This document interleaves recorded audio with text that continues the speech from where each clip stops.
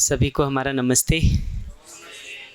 पिछले 7 दिनों से हम लोग अभ्यास को केंद्र में रख करके चर्चा करने का काम कर रहे हैं और बार बार ये कोशिश कर रहे हैं कि अभ्यास का कुछ काम यहीं से शुरू हो जाए, तभी अभ्यास में आगे गति हो पाती है।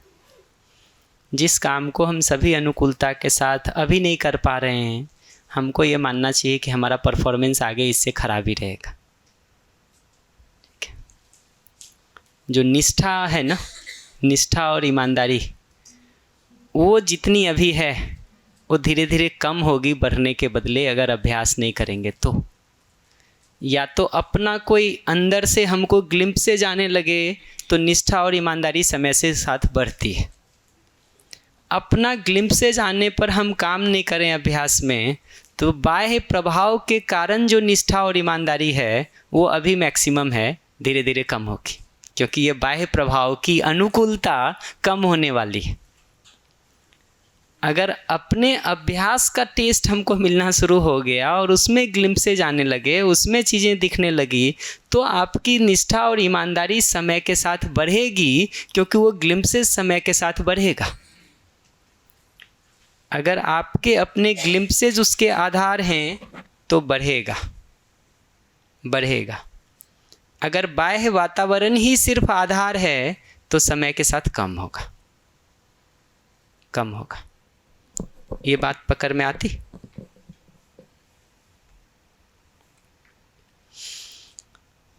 तो अभ्यास को देखेंगे ना, जिस तरह से हमने मध्यस्थ दर्शन में इसको देखने का काम किया था, तो ये बात शुरू की थी कि अध्ययन के साथ अभ्यास की आवश्यकता क्या है और दोनों की पूरकता क्या है।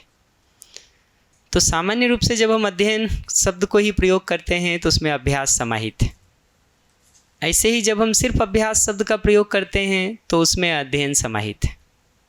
लेकिन जब दोनों शब्द हम कह रहे तो उस अर्थ में अध्ययन का तात्पर्य है वास्तविकता को यथावत देखना, और अभ्यास का तात्पर्य है जैसा हमने देखा है उसके अनुरूप स्वयं हो जाना। तो देखने वाले पैर के आगे होने की ज़रूरत है, स्वयं उसके अनुरूप होने वाला पैर पीछे होने की ज़रूरत है। तो इन दोनों की पूरकता होते हुए अध्ययन वाला पैर आगे होने की ज़रूरत है। कितना अध्ययन में दिखने लगे तो अभ्यास शुरू कर सकते हैं? इसका उत्तर यह है कि आभास जो हमको सच्चाई का होता है, ये जो देखने के 5 स्तर हैं, भास, आभास, प्रतीति, बोध, अनुभव। अनुभव दर्शन में ऐसा 5 स्टेप दिया है। तो ये जो सच्चाई का आभास हमको होना शुरू होता है, जहाँ वास्तविकता की एक झलक हमको मिलती है अपने में निरीक्षण या जांच परख के आधार पर, दूसरे लोगों के परीक्षण के आधार पर भी वो दिखाई देता है, और उससे जुड़े हुए सभी तर्क और शंकाओं की शांति हो जाती है। उस जगह को हम आभास के रूप में पहचान रहे हैं कि ये आभास के साथ अभ्यास का काम सटीकता से हो सकता है। क्योंकि अभी हम अपनी सामान्य ज़िंदगी में भी जिन चीज़ों को स्वीकार करके रखे हैं, जिनके आधार पर अपने जीने का डिज़ाइन बना रखे हैं, उनका आधार यही है। या तो तर्क संगत ढंग से वो स्वीकार होता है या उसकी कुछ झलक हमको मिलती है। तो यह बात अगर तर्क संगत ढंग से स्वीकार होने लगे, इसकी झलक अगर हमको मिलने लगे, तो चूंकि ये अस्तित्व सहज सच्चाई से जुड़ा हुआ है, इसलिए हमारी बाकी मान्यताओं को ओवर पावर कर सकता है। क्योंकि बाकी मान्यताएं भी तो इसी के कुछ अधूरे आधारों पर टिकी हुई हैं। तर्क और निरीक्षण के अधूरे आधारों पर ही हमारी आज की मान्यताएं टिकी हुई हैं। और क्या आधार है? तो तर्क और निरीक्षण का एक पूरा आधार अगर हम देंगे जो अस्तित्व सहज वास्तविकता के साथ जुड़ा हुआ है, तो क्यों नहीं पुरानी मान्यताओं को ओवर पावर कर सकता है, उसको रिप्लेस कर सकता है, उसको हटा के ये जगह ले सकता है, क्योंकि उसी आधार को और बेहतर ढंग से हम यहाँ प्रस्तुत कर रहे हैं। तो इसलिए आभास के साथ अभ्यास का काम सटीकता से हो सकता है। मुद्दा बनता है क्या संपूर्णता का आभास हो जाए तभी हम अभ्यास शुरू कर सकते हैं? इसका उत्तर मेरे को ये समझ में आता है कि जिन जिन बिंदुओं पर हमारी स्वीकृति बन गई है कि चीज़ें ऐसी ही हैं, उसका अभ्यास तो हो ही सकता है। अगर हमको भोजन के संदर्भ में ये समझ में आ गया है कि स्वाद से स्वास्थ्य महत्वपूर्ण है, स्वास्थ्य के अर्थ में स्वाद को नियंत्रित होने की ज़रूरत है, व्यवस्थित होने की ज़रूरत है, इसका अभ्यास अभी से शुरू हो सकता है, अभी से शुरू हो सकता है। एक सामान्य परिचय शिविर में अस्तित्व की मूलभूत वास्तविकताओं का एक मोटा मोटा अनुमान बन जाता है। उस अनुमान के साथ अभ्यास को बहुत अच्छे से शुरू किया जा सकता है। मुद्दा अपनी निष्ठा का है, अपनी तत्परता का है, अपनी ईमानदारी का है और सही के साथ सुख के जुड़ने का है। अभ्यास में गति हमारी इसलिए नहीं होती क्योंकि या तो हमको सही नहीं दिखाई देता है या सही के साथ सुख जुड़ता हुआ दिखाई नहीं देता। सही कहीं और लगता है, सुख कहीं और लगता है। तो सही कुछ और लगे, सुख कहीं और लगे, तो एक अंतर्द्वंद या अंतर विरोध की स्थिति बनी ही रहती है, बनी ही रहेगी। तो अध्ययन पूर्वक, अध्ययन में मनन पूर्वक ये देख पाने की ज़रूरत है कि सही यही है और ऐसा जीने में ही मेरा सुख है, मेरी तृप्ति है। इस बात को पहचानना जरूरी है। ये पकड़ में आता? काम बहुत थोड़ा है, बशर्ते हमको पिन पॉइंट होके पकड़ में आ जाए कि क्या करना है और कैसे करना है। उसके साथ अपनी निष्ठा को और ईमानदारी को जोड़ देते हैं, बात पूरी हो जाती। निष्ठा का मतलब है अपनी संपूर्ण ऊर्जा का उस अर्थ में नियोजन करना। जो भी हमारा मन तन धन है उसका हम उस अर्थ में नियोजन करते हैं, इन्वेस्टमेंट करते हैं, ये निष्ठा है। ईमानदारी का मतलब है बहुत बारीकी से अपने जीने को देख लेना कि जो मैंने अस्तित्व सह सच्चाई को देखा है, क्या मैं उसी आधार पर जीता हूँ कि नहीं जीता, कहाँ कहाँ उसमें अंतर विरोध है, उसको ईमानदारी से पहचानने की ज़रूरत है। अन्यथा हम अपने अंतर विरोधों की ओर से आंख मूंदे हुए होते हैं, उस पर हमारा ध्यान नहीं जाता है। जाता भी है तो जस्टिफिकेशन है बहुत सारा, ये मजबूरी है, ये बाध्यताएं हैं, ये परिस्थिति है, ये कारण है जिसके कारण नहीं कर रहे हैं। इतना तो चलता है, इतना तो होने से क्या होता है, इतना तो कर ही लिए हैं, अगला कौन सा इससे ज़्यादा ठीक हो गया है। ऐसे बहुत सारे तर्कों के आधार पर हमारी ईमानदारी कम हो जाती है। ऐसे जितने क्षेत्रों में ईमानदारी कम हो गई वहाँ बदलाव की कोई संभावना ही नहीं है। मैंने अगर मान लिया कि मुझे आहार के एरिया में काम करने की भी नहीं ज़रूरत है, तो एरिया छूटा ही रहेगा ना, हमेशा छूटा रहेगा। मैंने मान लिया कि मुझे सदुपयोग के एरिया में काम करने की ज़रूरत नहीं है, तो एरिया तो हमेशा छूटा रहेगा। तो जिस एरिया में हम अपनी ईमानदारी को, जिस क्षेत्र में हम अपनी ईमानदारी को खो देते हैं, उस क्षेत्र में काम करने की संभावना ही खत्म हो जाती है। इलाज तो किसी चीज़ का तब हो सकता है ना जब माने कि रोग है। माने ही नहीं, इसी पे बहस करने पे तुले रहे हैं कि नहीं ठीक है, सब तरफ से उसको छुपाए रखें कि कहीं नज़र न पड़ जाए गलती से भी, तो ठीक होने की बात कैसे हो सकती है। वो संभावना ही हम ख़त्म कर दे रहे हैं ना ऐसा करके। नहीं,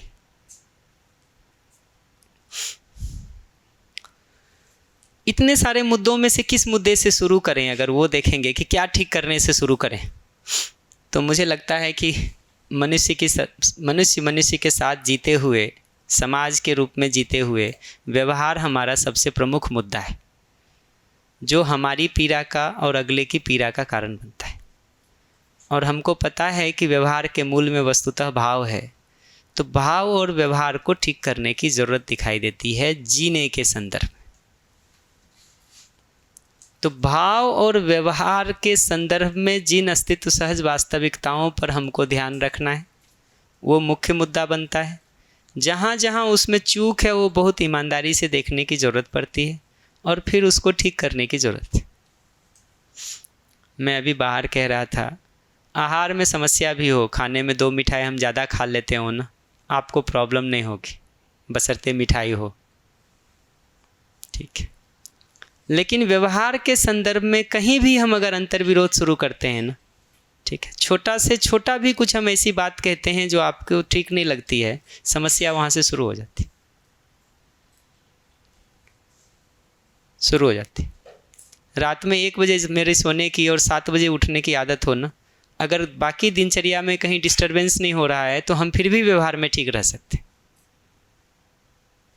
ठीक रह सकते। इसका मतलब मैं ये नहीं कह रहा हूँ कि इन दिनचर्या को ठीक ना करें, आहार को ठीक ना करें, लेकिन शुरू किस मुद्दे से करेंगे? जो हमारा सबसे बर्निंग मुद्दा है, जिसके कारण हम परस्परता में रोज़ के रोज़ जल रहे हैं, उसको ठीक करने पर प्रधानता से ध्यान देंगे या कुछ और करेंगे? बाबा जी ने जो पहली किताब लिखी ना दिव्य पथ के बाद, वो मानव व्यवहार दर्शन है, वो इसी आधार पर लिखा कि व्यवहार को जागृति के लिए सीढ़ी बनाया जा सकता है अगर हम ठीक ठीक उसका उपयोग करेंगे तो वो सीढ़ी हमको ऊपर पहुंचा सकती है। उसी को पलट देंगे ना तो सांप का काम करता है, गड्ढे में गिरा देती है। तो मध्यस्थ दर्शन की एक मूलभूत ब्यूटी ये है कि व्यवहार से शुरू करके, संबंध में जीने से शुरू करके, व्यवस्था पूर्वक जीते हुए धीरे धीरे हम जागृति की ओर बढ़ सकते हैं। तो संबंध और व्यवस्था जागृति के लिए सीढ़ी है, न कि अवरोध है, बशर्ते वो सीधा लगा हो। आरा तिरछा पड़ा हुआ हो तो रास्ते में बाधा है, पैर टकराएगा। ठीक से रखा हुआ हो, व्यवस्थित हो, उस पे चढ़ के ऊपर तक पहुंच सकते। ये समझना जरूरी है, ये समझना जरूरी है। व्यवहार को वो सीढ़ी बनाने की ज़रूरत है जो हमको जागृति की तरफ आगे बढ़ा दे। इनफैक्ट मध्यस्थ दर्शन की ब्यूटी यही है कि वो सत्य तक पहुंचने के लिए नियम, न्याय और धर्म, ये 3 सीढ़ी का प्रयोग करता है। सहअस्तित्व रूपी परम सत्य तक पहुंचने के लिए नियम, न्याय और धर्म, ये 3 सीढ़ी का प्रयोग करते हैं। तो सत्य में अनुभूत हम अभी हो सकें चाहे ना हो सकें, उसमें भले समय लगे, आज भले हम वैसा नहीं हैं, लेकिन आज भी जो स्थिति है हमारी, उसमें अस्तित्व सहज वास्तविकता के तर्क संगत और निरीक्षण पूर्वक, अनुमान के आधार पर नियम पूर्वक जिया जा सकता है। आगे बढ़ेंगे तो न्याय पूर्वक जिया जा सकता है। और नियम और न्याय, इन दोनों में प्रधान मुद्दा तो मानव मानव के साथ व्यवहार का है। मानव मानव के साथ अगर व्यवहार ठीक नहीं होगा, सुविधा का दुरुपयोग होता ही रहेगा। एक परिवार में भी होता है, समाज और राष्ट्र में भी होता है।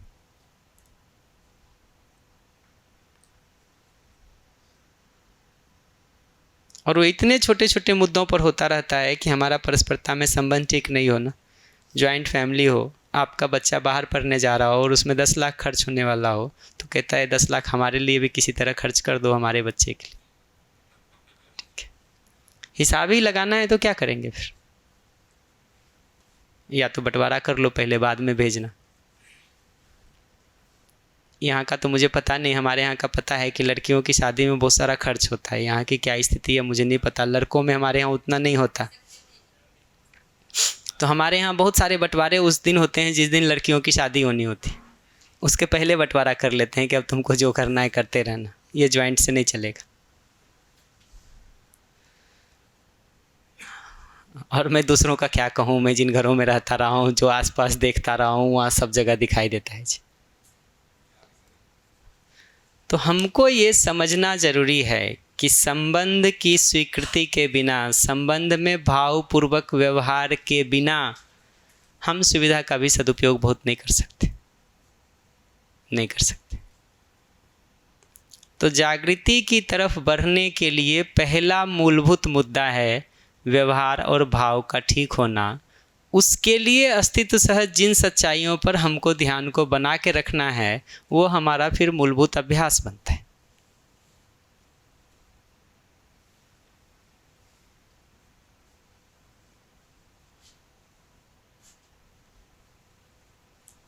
संबंध में भाव नहीं है, व्यवहार ठीक नहीं है, हर चीज़ मुद्दा बनती है, हर चीज़ मुद्दा बनती है।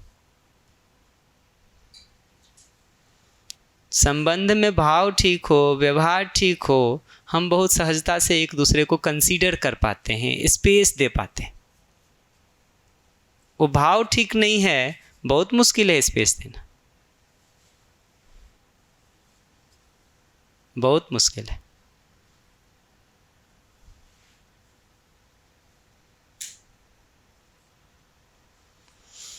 तो अभ्यास का मुख्य मुद्दा यह है कि जो सच्चाई की झलक हमको मिलती है, जो तर्क संगत ढंग से हमको स्वीकार होती है, निष्ठा और ईमानदारी के साथ उसको जीने का मुद्दा बनाया जाए, और जीने के क्रम में भावपूर्ण व्यवहार को मुख्य मुद्दा बनाने की ज़रूरत है।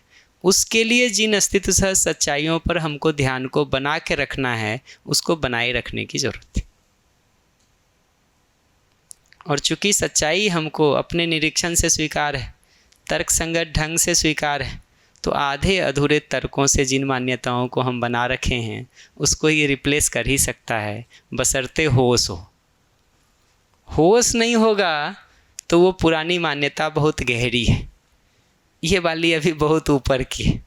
होश रहता है तो हम ऊपर वाले में बहुत संभाल के पानी बहा लेते हैं। होश नहीं रहता है तो जो गहरा है ज़्यादा उसी से बहेगा, ये ऊपर वाले में कुछ नहीं आना।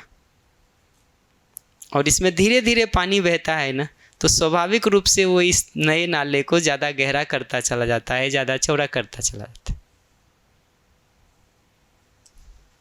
तो अभ्यास करने से, बार बार उसको प्रयास करने से वो स्वाभाविक रूप से पुष्ट होता है, पुष्ट होता है। तो उस पुरानी आदतों के सामने इस नए आदत को, नए अभ्यास को बहुत संभाल करके होश के साथ थोड़ा मजबूत कर देने की ज़रूरत है। एक बार मजबूत हो गया ना, फिर होश नहीं भी रहेगा तो पानी इधर से ही बहेगा। लेकिन जब तक वो मजबूत नहीं हुआ है, वो हमारी मूल प्रवृत्ति जब तक नहीं बन गई है, तब तक तो मुश्किल है। तब तक तो होश पूर्वक उसको संभालने की ज़रूरत है, केयर करने की ज़रूरत है। ये और बात है कि जब हम होश को साधना शुरू करते हैं ना, फिर वो होश सदा ही रहता है, फिर बेहोशी में जाने का स्कोप ही नहीं बनता है। लेकिन अगर किसी कारण से चले भी गए और ये वाला मजबूत हो गया है, फर्क नहीं पड़ता। ये नया रास्ता साफ हुआ नहीं है, तब तक बार बार उस पुराने से ही जाने का टेंडेंसी बनेगा। तो जब भी इस पुराने और नए का अंतर्द्वंद दिखाई दे, तो हम सही को चुन सकें, जिसमें हमारा वास्तविक सुख है उसको हम चुन सकें। तात्कालिक रूप से सुख नहीं भी दिखाई दे रहा हो थोड़े समय के लिए, तो धीरे धीरे निरीक्षण को थोड़ा बढ़ाएं। वास्तविक सुख दिखाई देता हो उसमें, तो तात्कालिक सुख को थोड़े समय के लिए साइड कर सकें कि अगर दो में से कोई एक ही होना है, सही और वास्तविक सुख एक तरफ है और तात्कालिक सुख एक तरफ है, तो हम किसको चुनेंगे ये तय किया जाए। अंतिम स्थिति तो इतनी ही बनेगी ना कि सही और वास्तविक सुख एक तरफ दिखेगा, आदतों के कारण तात्कालिक सुख दूसरी तरफ दिखेगा। थोड़ा चेष्टा का ज़रूरत है, थोड़ा प्रयास का ज़रूरत है, उसमें थोड़ा वातावरण का सपोर्ट हो जाए, थोड़ा अपना उत्साह हो जाए तो पार कर जाते हैं। तो जितना वातावरण का सपोर्ट लेना हो सपोर्ट ले लिया जाए, लेकिन ये ध्यान रखा जाए कि वो वातावरण का सपोर्ट अपने उत्साह को मजबूत करने और बढ़ाने के लिए है, न कि उसी को आधार बना करके उसी के हिसाब से आराम करने की ज़रूरत है। वातावरण हमारे उत्साह को सपोर्ट करने के लिए है, न कि अनुकूलता ढूंढने के लिए है।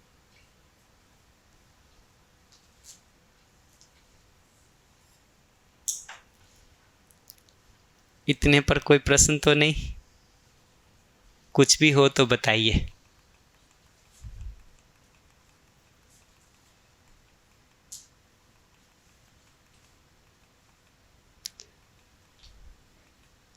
कल तो हमने लगभग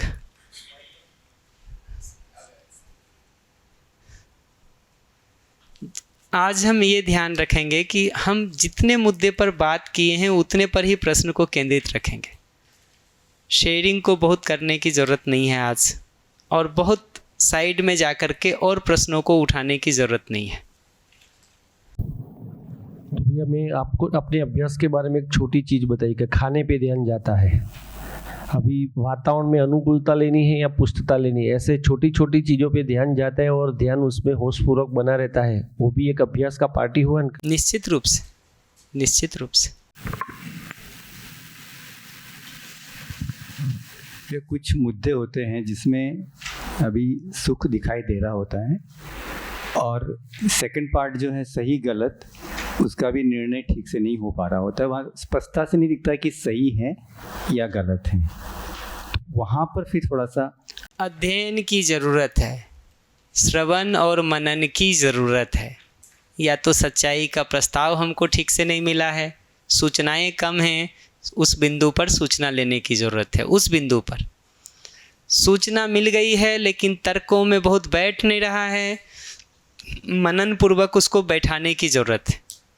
खुद से वो दोनों नहीं हो रहा है, साथी से, सहयोगी से, जो लोग पहले से काम कर रहे हैं उन सब से सहयोग लेने की ज़रूरत है। मैं फिर से रिपीट कर दे रहा हूँ आपके लिए। ये समझना ज़रूरी है कि अगर ये स्थिति है कि हमको क्लियर साफ ही नहीं हो रहा है कि ये ठीक कि ये ठीक, तो अध्ययन की ज़रूरत है, मुख्य रूप से श्रवण और मनन की ज़रूरत है। सूचना पूरी नहीं है तो सूचना लेने की ज़रूरत है। सूचना हो गया है तो अपने में मनन करके उसको बैठाने की ज़रूरत है। खुद से वो काम हो जाए तो बहुत अच्छी बात है, नहीं हो तो 2 4 5 लोगों का एक छोटा मित्रों का ग्रुप बनाने का ज़रूरत है, जहाँ बहुत ईमानदारी से हम शेयरिंग कर सकें। छोटा ग्रुप इसलिए ज़रूरी है कि बहुत ईमानदारी से शेयरिंग की संभावना है एक दूसरे के साथ। अन्यथा हम इतने सारे मुखौटे ओढ़ करके समाज में खड़े होते हैं, दूसरे लोगों के साथ खड़े होते हैं कि कुछ चर्चा वर्चा खास होती नहीं है जी। तो छोटे ग्रुप में उसको करने की ज़रूरत है। वहाँ से जो जो गैप्स हमारे हैं मनन की जगह पर, उसकी भरपाई हो सकती है। और लोगों से पूछने की ज़रूरत है, वही उपाय दिखाई देता है। श्रवण और मनन ही उपाय है अपने निष्कर्षों के गैप्स को भरने का। वो प्रयास खुद से, वो प्रयास परस्परता के सहयोग से।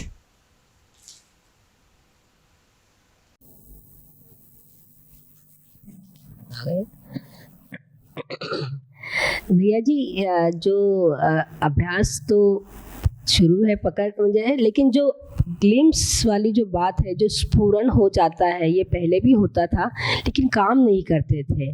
तो वो जो स्फुरन हो जाता है, यानी जो अंकुरित हुआ है, उस पे थोड़ा काम करने, पहले बताया है, रिकॉर्डिंग सुनने वाले हैं, लेकिन फिर भी एक बार पुनः आप उसको रख दीजिए कि किस तरह उसका लालन पालन करके हम उसको आगे की ओर देख पाए, यानी बढ़ पाए। एकदम सिंपल है। ये जो स्फुरन होता है उसको पहचानने की ज़रूरत है। एक बार पहचान में आता है तो उसको स्मृति में धारण करने की ज़रूरत है। ये जो पहचान में हमको आता है, स्फुरन के रूप में सच्चाई की जो झलक मिलती है, उसको स्मृति में धारण करने की ज़रूरत है। पहले तो पहचान सकें, उसको स्मृति में धारण कर सकें, उसका महत्व देख सकें, उसको स्वीकार सकें और उसको अपने जीने का आधार बना सकें कि अपने विचार में समाधान की जगह पर देखना शुरू करें कि इसके आधार पर जीने जाएंगे तो कैसा डिज़ाइन होना बनता है और अभी हम कैसे डिज़ाइन से जी रहे हैं।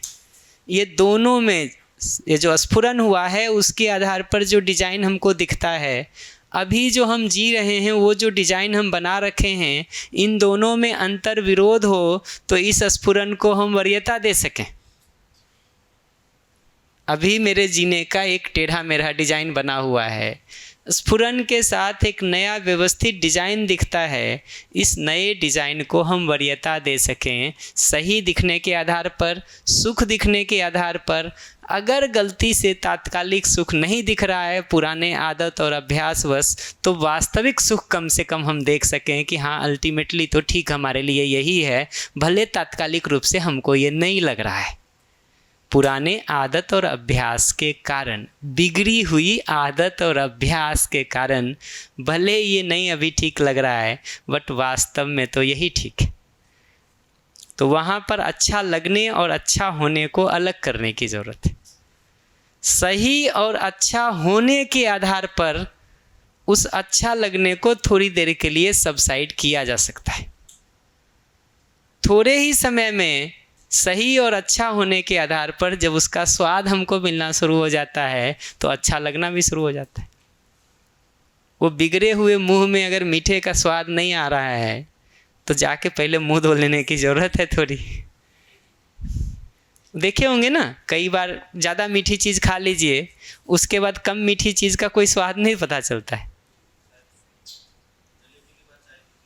लगती है ना, खाने में भी एक दिन 2 मिठाई थी, अगर आपने ज़्यादा मीठी वाली पहले खा ली तो बाद वाली नहीं मीठी लगेगी। तो ये पकड़ना ज़रूरी है कि ये बाद वाली जो अभी नहीं मीठी लग रही है ना, ये हमारे जीव और उसका दोष है। ठीक है, ऐसा नहीं है कि मीठा नहीं है। ठीक है, थोड़ी देर खाइए, मुंह धो के आ जाइए, कुछ और कर लीजिए, थोड़ी देर बाद स्वाद उसमें दिखना शुरू हो जाएगा। और क्या।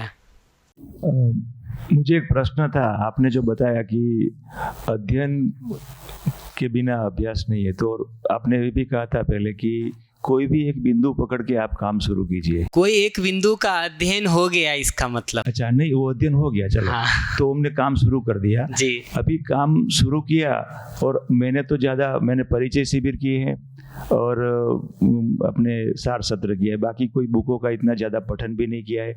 तो अभी क्या हम ये बिंदु पर काम जो समझ में आ गया है, अध्ययन में से जो पकड़ में आ गया है, उसी में काम करें या फिर दूसरा अभ्यास भी साथ में करें?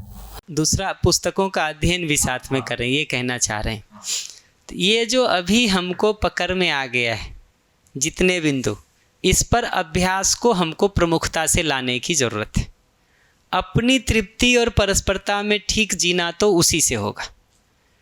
उस काम को जब हम करने जाते ना, तो किसी समय पर हमको फिर और सूचनाओं को पढ़ने की, करने की आवश्यकता महसूस होती ही है। वो ठीक समय है जब संतुलन के साथ हम सूचनाओं को ग्रहण करने के काम को कर सकें। देखिए, हम लोग नेचुरोपैथी में बार बार अपने सेंटर में कहते रहते हैं कि स्वस्थ होने के लिए ना खूब स्वादिष्ट भोजन या खूब पौष्टिक भोजन ये महत्वपूर्ण नहीं है। भूख लगना महत्वपूर्ण है, शरीर में पचाने की क्षमता होना महत्वपूर्ण है। शरीर में पचाने की क्षमता नहीं हो, उसको खूब हलवा खिलाइए, घी खिलाइए, काजू बादाम खिलाइए, शरीर खराब होगा, कब्ज और होगी। जो थोड़ा बहुत भी ठीक था ना, वो भी नहीं होगा। तो पचने और पचाने की क्षमता वाले पैर को अगर अभ्यास करने जाएंगे तो दिखेगा कि एक लेवल का सर्टेन अभ्यास के बाद उसको सपोर्ट करने के लिए भी हमको कई बार सूचनाओं को पढ़ने की, देखने की ज़रूरत महसूस होती ही है। उससे आगे और आयामों में काम करने के लिए, एक आयाम आपने काम कर लिया, कल स्कूल की शेयरिंग कर रहे थे, स्कूल के आयाम में काम किया कुछ बातों को पकड़ के, कल दूसरे आयाम में जब काम करने जाएंगे तो हो सकता है कुछ और वास्तविकता को पकड़ने की ज़रूरत दिखाई देगी। तो संतुलन का तरीका तो ये होता है कि अपने जीने के, अगर हमसे पूछेंगे तो संतुलन का तरीका ये है कि अपने जीने के कुछ समय का नियोजन पठन में किया जाए। ठीक है, किया जाए। शेष समय का नियोजन ठीक से अभ्यास में किया जाए। ठीक है, और प्रधानता जो समझ गए हैं उसको जीने में रखा जाए। तो जितने बिंदु पकड़ में आए हैं उसको अभ्यास पूर्वक जीने को प्रधानता में रखा जाए, न कि और अधिक सूचनाओं के संग्रह को। तो सूचना वाले पैर को आगे जरूर रखा जाए, लेकिन जब भी लगे कि वो पर्याप्त हो गया है तो जीने वाले पैर का अभ्यास करके उसके पास आ जाए कि जितनी सूचना हमने ली, हमारा जीना उसके पास हो गया। वो स्थिति दिखाई देती है तो फिर सूचना वाले को थोड़ा बढ़ा लें। लेकिन बहुत सारी सूचना लेकर के अगर जीने के काम से उसको सपोर्ट नहीं करेंगे तो उसका बहुत मतलब भी नहीं है, और एक समय के बाद सूचनाओं में वो क्लैरिटी भी नहीं बनती है। वही साक्षात्कार शब्द सुनते रहिए, वही बोध शब्द सुनते रहिए, वही अनुभव शब्द सुनते रहिए, मतलब नहीं समझ में आएगा एक पॉइंट से ज़्यादा साक्षात्कार का अगर हम उसके करीब नहीं पहुंचते हैं तो। अनुमान ही नहीं बनता है उसको, शब्द से अर्थ का जो अनुमान बनना चाहिए वो अनुमान ही नहीं बनता है अगर हम उस वास्तविकता के करीब नहीं है तो। ये संभव नहीं होता है कि शब्द से अर्थ का अनुमान बहुत बहुत दूर का भी बन जाए। वो बनेगा तो बहुत वेग अनुमान बनेगा, शार्प नहीं बनेगा। तो वो समझ में भी वो क्लैरिटी नहीं देता जो कह रहे हैं ना, वो साफ दिखता ही नहीं है वहाँ। वो साफ दिखने के लिए फिर एक लेवल चलना पड़ता है। दूर से किसी चीज़ को देखते हैं तो ऐसा ही लगता है कोई है, कुछ है, इतना तो लगता है। जैसे जैसे उसके पास आते जाते हैं ना, वस्तु यथावत रहती है, हमारे देखने का वो बढ़ता है, शार्पनेस बढ़ता है। ठीक, इसके कारण वो वस्तु हमको साफ दिखने लगती है।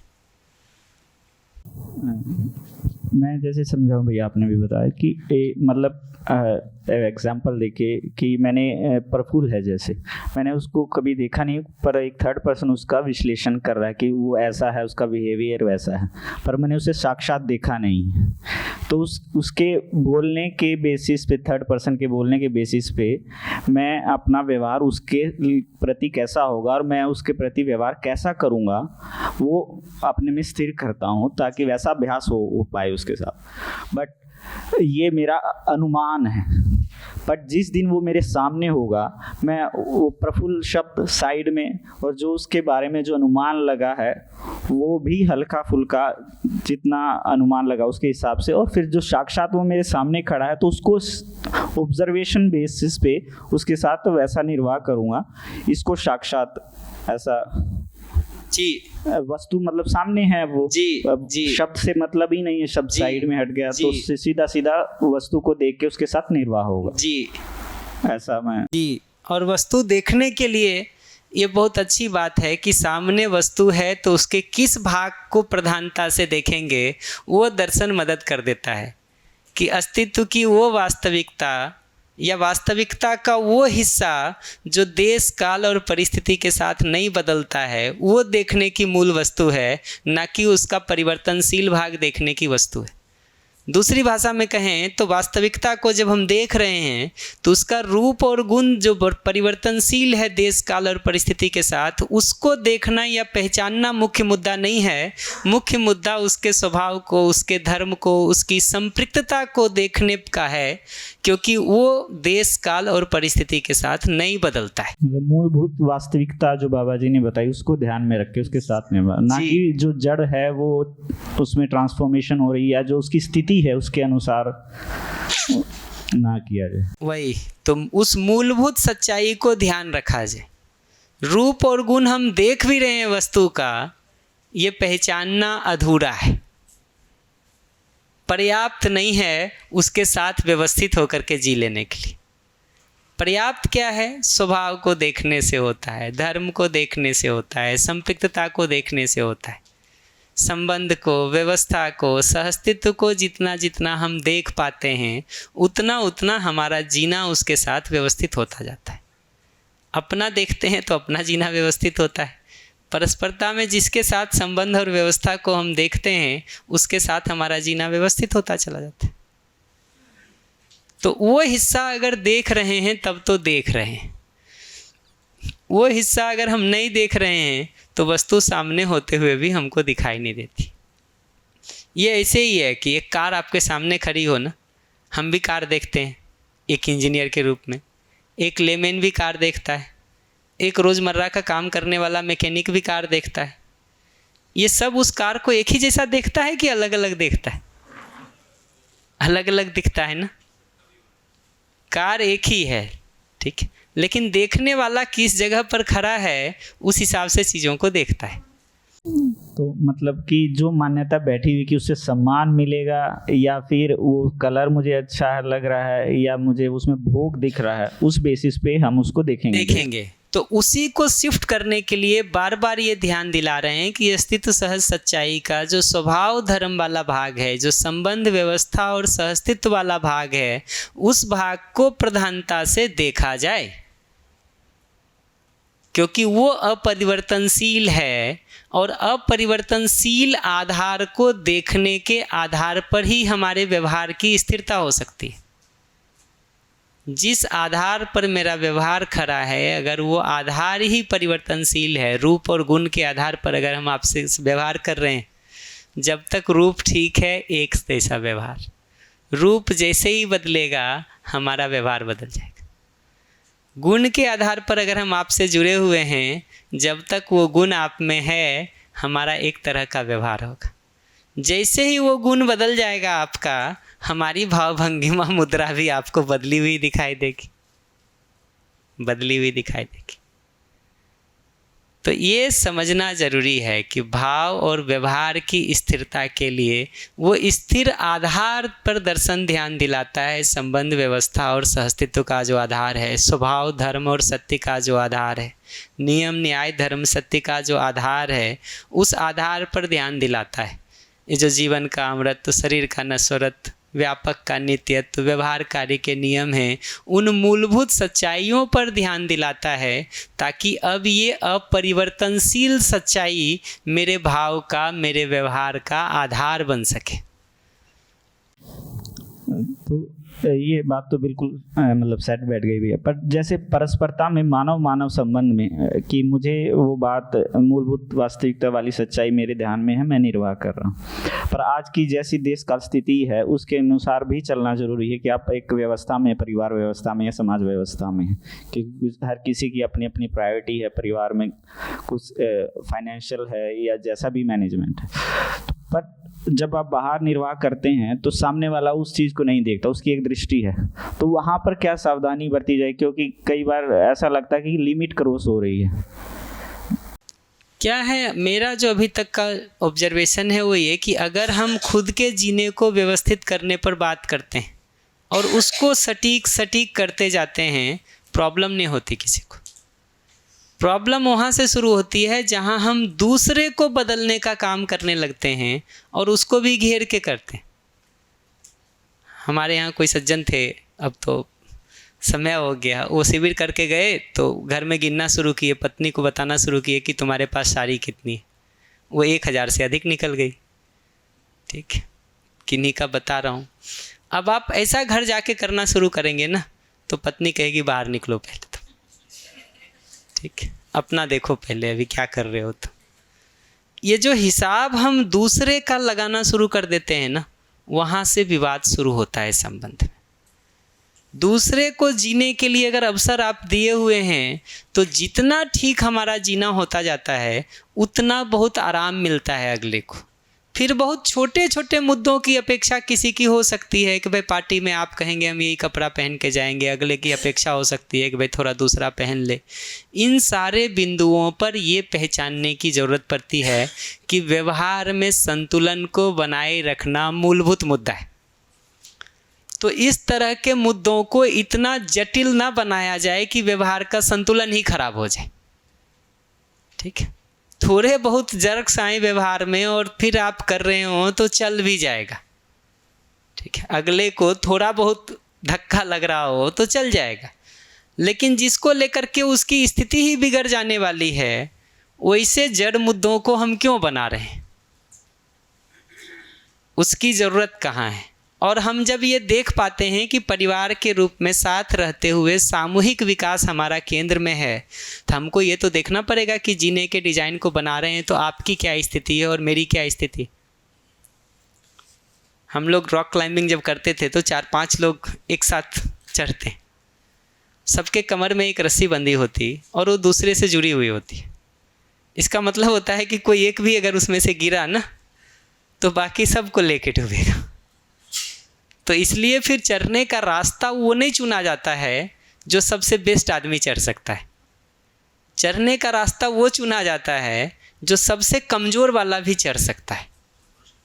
सफल होना है तो डिज़ाइन ये है, व्यवस्थित सोचना है तो डिज़ाइन ऐसा सोचना होता है कि जो सबसे कमज़ोर वाला भी है वो जिस रास्ते से चढ़ सकता है ना, वो प्लान किया जाता है।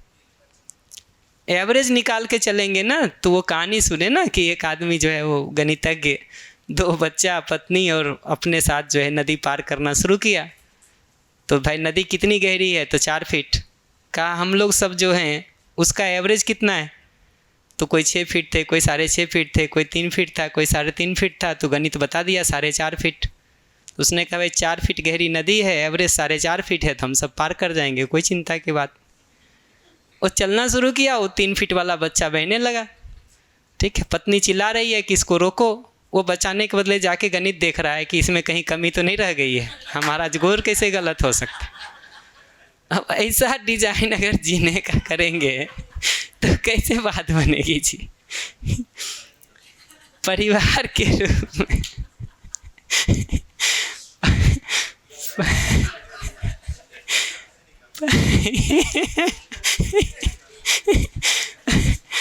परिवार के रूप में जीने का डिज़ाइन ऐसा सोचना होता है जिसमें हमारा सबसे कमज़ोर संस्कार वाला व्यक्ति भी संतुलित होकर जी सके और आगे बढ़ सके।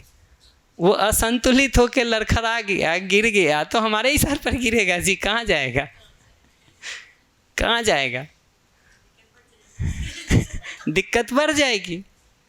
वो समझना ज़रूरी होता है। देखिए, हम सुविधा का सदुपयोग करें, बहुत अच्छी बात है, ज़िंदगी को जिए, बहुत अच्छी बात है, लेकिन ये समझना पड़ेगा कि परिवार के निर्णय तो पर सामूहिकता से ही होंगे। समाज का निर्णय तो सामूहिक सामाजिकता से ही होगा। उसको कोई एक आदमी अपने हिसाब से चलाना चाहे, कैसे संभव है? हम कानपुर संस्थान में भी जितने दिन रहे, ये संभव नहीं है कि कानपुर संस्थान की हर गतिविधि जो है वो गणेश जी जिस जगह पे खड़े हैं वहाँ से चल जाए, या श्याम जिस जगह पे खड़ा है वहाँ से चल जाए। कैसे चलेगा जी?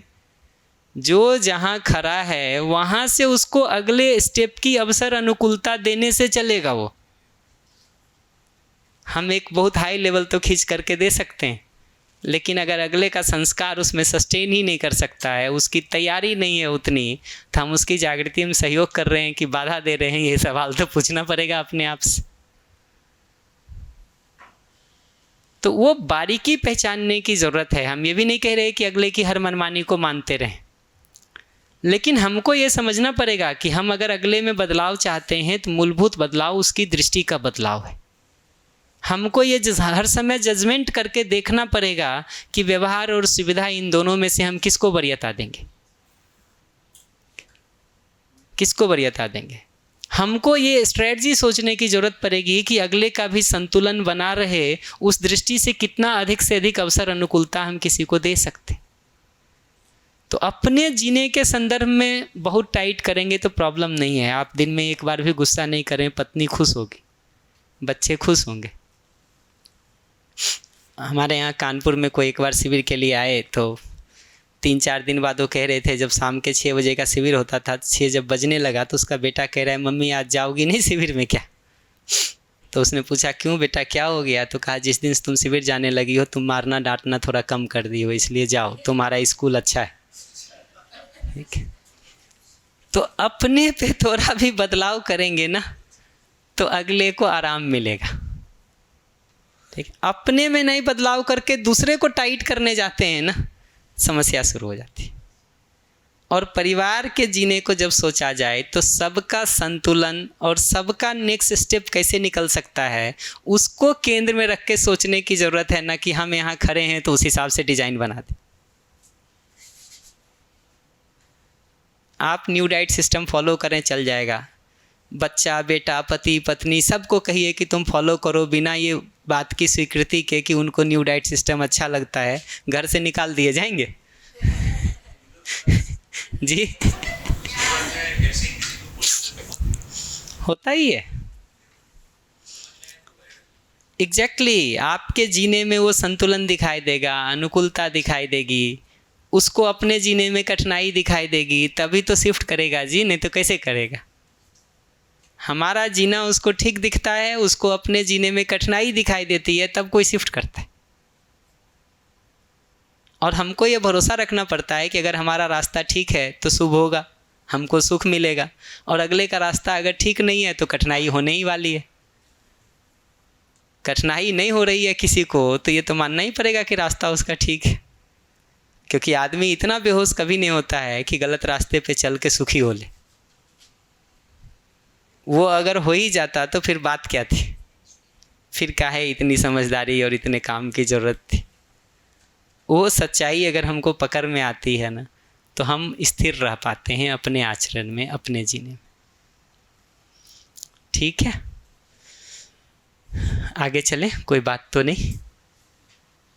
हाँ, पीछे कुछ कह रहे, माइक इधर दे दीजिए।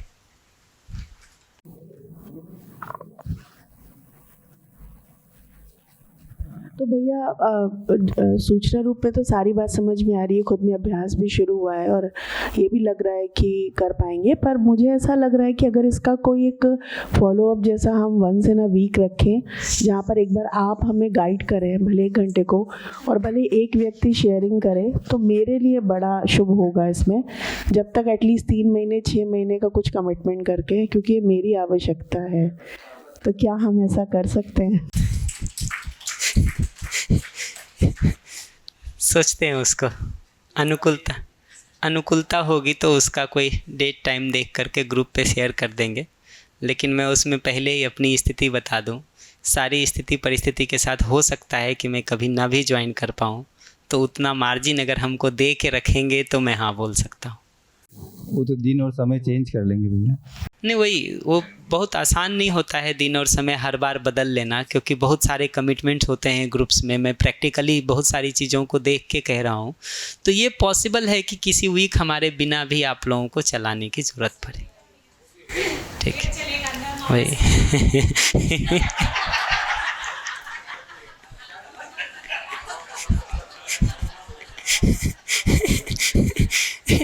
इससे देखिए, इससे पता चलता है कि दूसरों को बताने लायक ज्ञान सबके पास उपलब्ध है।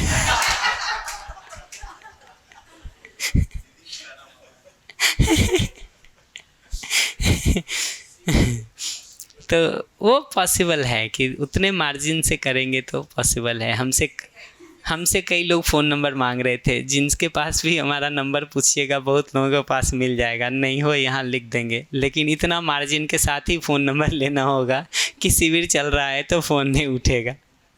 ठीक है, वो पॉसिबल ही नहीं होता है बात करना। रात को 10:30 बजे फ्री होते हैं, अब किसके घर में फ़ोन लगाएं हम? सुबह 5 बजे फ़ोन कर सकते हैं, किसके घर में फ़ोन लगाएं? बाकी समय फ़ोन कर नहीं सकते।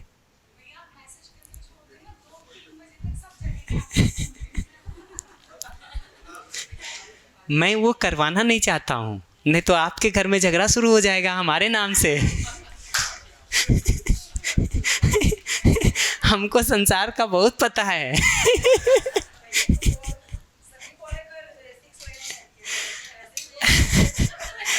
अजी क्या करेंगे, हम तो देख रहे हैं संसार को ना जी।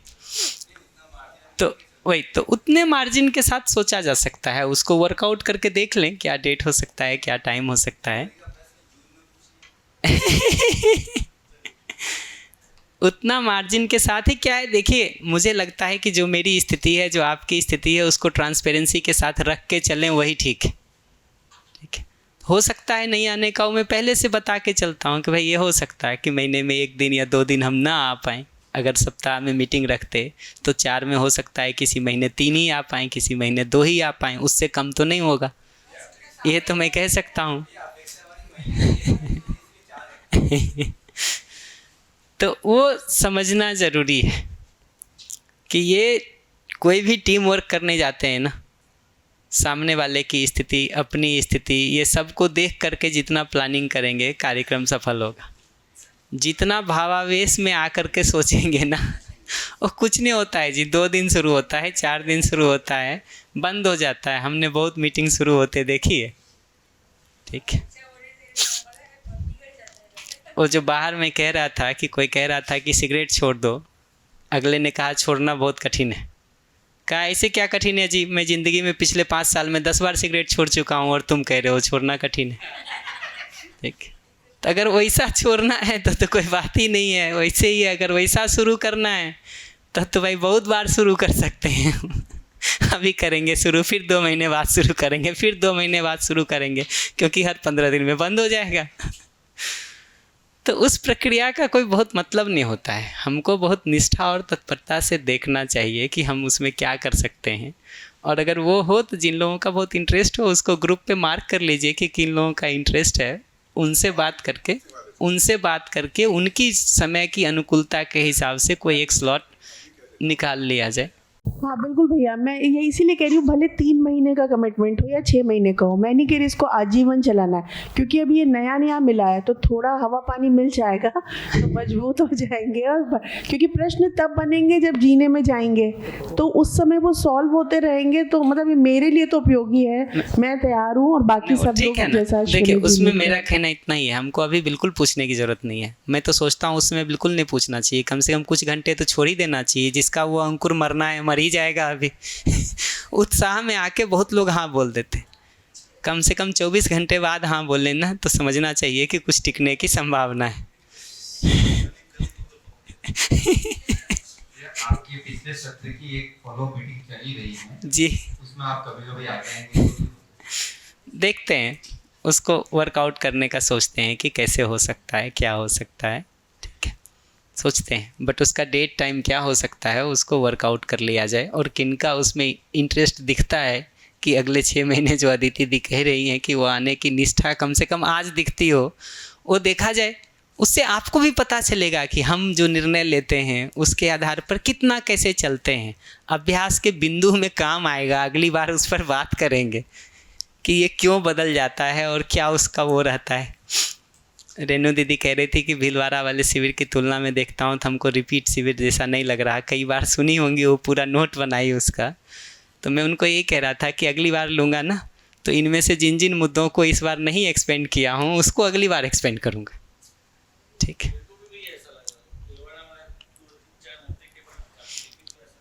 तो अगली बार इनमें से जिन मुद्दों को इस बार नहीं एक्सपेंड कर पाए हैं उसको करेंगे जी। कम से कम 5, 7, 8 सत्र तो हम ऐसा चला ही सकते हैं कि इसमें से कौन से मुद्दों को हमको एक्सपेंड करते रहना है। स्लाइड तो नहीं बदलेंगे, यही रखेंगे लेकिन किस मुद्दे को कितना एक्सपेंड करना है ये तो हमारा निर्णय है ना जी। पिछले वाले में स्वनारी पुरुष के मुद्दे पर 2 सेशन लगाया था, इस बार स्वधन के मुद्दे पर 1 सेशन लगाया, 1-1.5 सेशन स्वनारी पुरुष को बिल्कुल नहीं छुआ, ठीक है, बहुत मिनिमम में काम चला लिया। तो ऐसा एक मुद्दों को धीरे धीरे एक्सपेंड करने का काम करने की ज़रूरत है जी, कर लेंगे। बट वो देख लिया जाए, अनुकूलता अवसर के साथ आराम से सोचा जाए। मैं तो मानता हूँ कि जितना ग्रेजुअल कोई चीज़ स्टार्ट होता ना उतना स्थिर होने का उसका चांस है, ठीक है।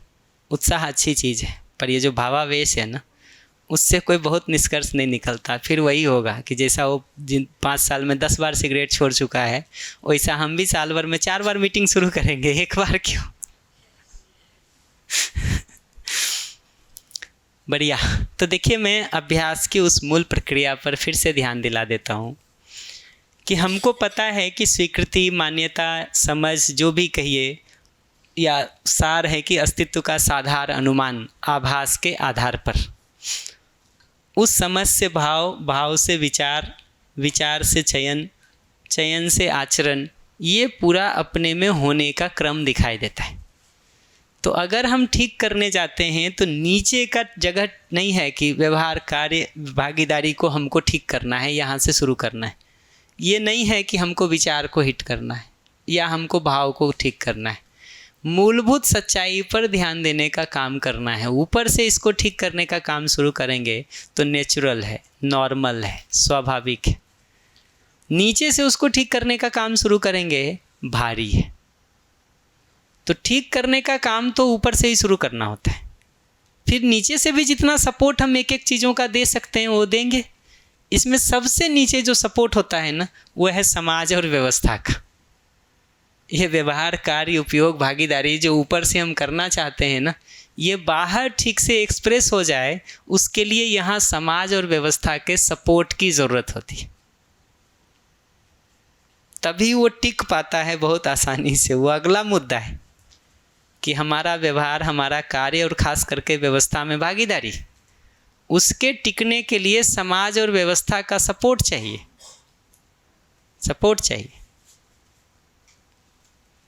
लेकिन ठीक करना हो तो यहाँ से बात नहीं शुरू हो सकती है कि समाज और व्यवस्था का सपोर्ट पहले ठीक हो जाए। कौन ठीक करेगा? कौन उसके लिए मानस बनाएगा? कौन उसके लिए प्रयास करेगा? तो जिसमें ये अस्तित्व सहज वास्तविकता की समझ हुई हो, उसके आधार पर भाव ठीक हुआ हो, उसके आधार पर व्यवहार आचरण ठीक हुआ हो, वही उस समाज और व्यवस्था की अनुकूलता को इंश्योर करने का काम कर सकता है। तो अगली अगली पीढ़ी के लिए चीज़ें सहज होती जाएंगी, सहज होती जाती है। लेकिन जब तक उसको बाहर अनुकूलताएं बनी नहीं है समाज और व्यवस्था की, तब तक तो व्यक्ति को अपने प्रयास को ही थोड़ा और करना पड़ता है। मतलब दो उपाय है। एक ये है कि हम शिकायत करें कि समाज ठीक नहीं है, व्यवस्था ठीक नहीं है, बचपन से माँ बाप ठीक संस्कार नहीं दिए, हम फंस गए। ये शिकायत का डिजाइन है, शिकायत का डिजाइन। समाधान का डिजाइन ये है कि अगर समाज ठीक नहीं लगता है, व्यवस्था ठीक नहीं लगती है, बचपन से लोगों को संस्कार ठीक नहीं मिलता हुआ दिखाई देता है, हम अपनी तैयारी को कैसे इतना बढ़ा सकें कि समाज ठीक हो जाए, व्यवस्था ठीक हो जाए, शिक्षा संस्कार की प्रक्रिया ठीक हो जाए कि अगले बच्चे को विक्टिम न बनना पड़े। अपनी तैयारी का कदम एक ज़्यादा करना पड़ता है अगर बाकी चीज़ें एक पीछे हैं। तो हमारे आपके बीच अगर 10 कदम की दूरी है तो ये तो ठीक है कि हम बांट लें, 5-5 दोनों चलेंगे। लेकिन आप अगर 4 ही चल पा रहे हो तो 6 चलना ही उपाय है अगर हमको साथ जीना है। तो आप अगर 2 ही चल पा रहे हो तो 8 चलना उपाय है अगर हम साथ जीना चाहते हैं। तो ये डिज़ाइन अगर हम लेंगे ना कि तुम 2 चले हो तो हम भी 2 चल के चलें, खड़े हैं, मिलना भी नहीं होगा, कुढ़ते और रहेंगे। जितनी देर में ये 6 चल लेते ना, उतनी देर यहाँ खड़े रह के अपना खून जलाएंगे। और जो दीदी कह रही थी ना, भाई किचन ठीक करने में 2 घंटा लगेगा, कुढ़ने में 2 महीना भी लग सकता है। बैठ के रोते रहिए, शिकायत करते रहिए, भाव खराब करते रहिए, विचार खराब करते रहिए। तो अस्तित्व सहज सच्चाई के रूप में सहअस्तित्व पर, व्यवस्था पर, संबंध पर हमारा ध्यान बना रहे, स्वभाव धर्म के ऊपर हमारा ध्यान बना रहे। मानव मूलतः सही समझना चाहता है, सही जीना चाहता है, अपना शुभ चाहता है, हमारा शुभ चाहता है, गलतियां नासमझी की प्रकटन है, इस बात पर हमारा ध्यान बना रहे। कोई सेट इसमें से पकड़िए और कोई दूसरा सेट पकड़ लीजिए, जीवन का अमृत, शरीर का नश्वरत्व, व्यापक का नित्यत्व, इसके आधार पर व्यवहार कार्य के नियम। तो 3 ही वास्तविकता, जीवन का अमृत, शरीर का नश्वरत्व, व्यापक का नित्यत्व, इसी पर ध्यान को रख लीजिए। सहअस्तित्व एकमात्र वास्तविकता पर ध्यान को रख लीजिए। मुख्य बात यह है कि जिस वास्तविकता पर ध्यान को बनाए रखने से स्नेह का भाव स्वाभाविक रूप से हमारे अंदर आता है, प्राकृतिक रूप से हमारे अंदर आता है, उस सच्चाई को पहचान के उस पर ध्यान देने की जरूरत है। भाव में मुख्य रूप से हम लोगों ने स्नेह के अभ्यास से बात को शुरू किया था, लेकिन स्नेह का करिए कि सरलता का करिए कि अभय का करिए कि असंग्रह का करिए कि विश्वास का करिए कि कृतज्ञता का करिए, तरीका एक ही है। जिस मूलभूत सच्चाई पर ध्यान के बने रहने से बहुत स्वाभाविक रूप से हमारे अंदर कृतज्ञता का भाव आता है, उस सच्चाई पर ध्यान को बना के रखना मेरे अभ्यास की वस्तु बनती है। ऐसा अलग अलग अभ्यास को भी जब हम करने जाते हैं तो महीने, 2 महीने, 3 महीने की स्थिरता के बाद ये होता है कि स्नेह के अभ्यास के लिए जिस सच्चाई पर हमने ध्यान देना शुरू किया था, कृतज्ञता के अभ्यास के लिए हमने जिस दूसरी सच्चाई पर ध्यान देना शुरू किया था, या सच्चाई के जिस दूसरे आयाम पर ध्यान देना शुरू किया था, वो दोनों सच्चाई या सच्चाई के दोनों आयाम आपस में जुड़ जाते हैं और वो अब हमारे लिए फिर एक ही वास्तविकता रहती है, क्योंकि एक ही शब्द अब उस पूरे अर्थ को अभिव्यक्त कर देता है। जैसे सहअस्तित्व एक शब्द को जब हम पहली बार सुनते हैं बहुत थोड़ा अर्थ वो व्यक्त करता है, लेकिन पूरे वांग्मय से गुजरने के बाद जब उसी सहअस्तित्व शब्द को हम देखते हैं वो इतना सारा अर्थ हमको व्यक्त कर देता है। तो वो जुड़ाव दिखने लगे, कनेक्शन दिखने लगे, तो एक बिंदु के रूप में ही वो शब्द रहता है, अर्थ पूरा उसमें जुड़ा रहता है। तो ध्यान देने के लिए, शुरुआत के लिए तो शब्द से अर्थ की ओर ध्यान जाता है, लेकिन एक बार अर्थ पर ध्यान चला जाता है तो अर्थ के साथ हम रूबरू रहते हैं, वस्तु के साथ हम रूबरू रहते हैं, शब्द गौण हो जाता है, अप्रमुख हो जाता है, अप्रधान हो जाता है। तो स्वीकृति से भाव, भाव से विचार, विचार से आचरण, ऐसा जीने के क्रम में मूलभूत सच्चाई पर ध्यान को बनाए रखना एक मुख्य काम है। उसके आधार पर मेरा भाव ठीक बना हुआ है, इसको देखते रहना काम। उसके आधार पर विचार में समाधान के तरीकों को ढूंढने की ज़रूरत है, ताकि कठिन से कठिन परिस्थिति का उत्तर हमको पहले से पता हो।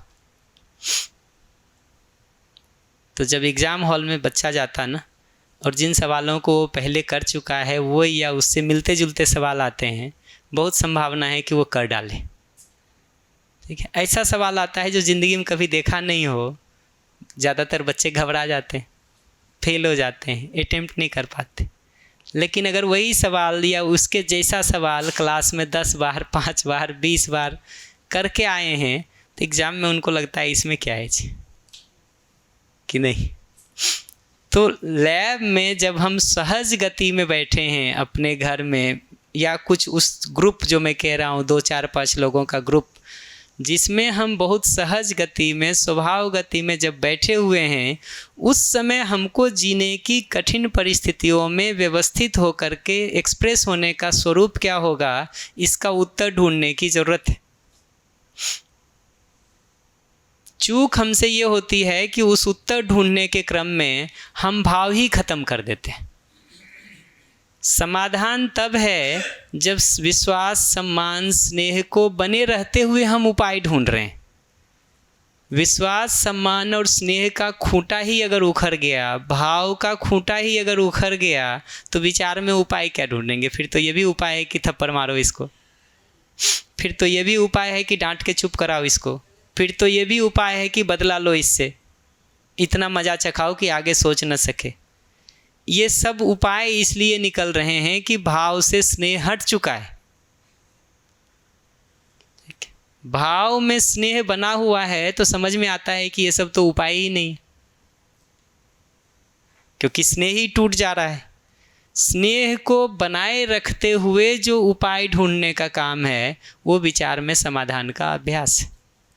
और जिस अभ्यास को करेंगे, जीवन उसी में प्रखर होगा। स्वीकृति पर ध्यान बनाए रखने का काम कर रहे हैं तो वो प्रखर होगा। भाव पर ध्यान रखे हुए हैं, भाव स्थिर होगा। विचार में समाधान को ढूंढने का काम करेंगे तभी वो प्रमुखता से प्रखर होगा। नहीं तो गौण रूप से थोड़ा बहुत तो होता रहेगा, ऐसा नहीं है कि कुछ भी नहीं होता। लेकिन मुद्दा बना करके जब हम उन कठिन परिस्थितियों में समाधान को ढूंढने जाते हैं तो बहुत आसानी से उपाय दिखना शुरू होता है, जब हम सहज स्थिति में बैठे हुए हैं तब। और इस सहज स्थिति में हमने उपाय ढूंढ लिया ना, तो अब जब हम कठिन परिस्थिति में खड़े हैं तो मेरे तर्कस में वही 3 तीर नहीं है, गाली देने का, मुंह फुला लेने का या तुम्हारा सिर फोड़ देने का। अब मेरे तर्कस में एक चौथा तीर भी है, जवाब देने का। तर्कश कहते हैं उसको जिसमें तीर रखते हैं पीछे, क्या कहते हैं आपके यहाँ? युद्ध करते समय देखे होंगे ना, ऐसा खींच के निकालते हैं जिसमें से। अच्छा,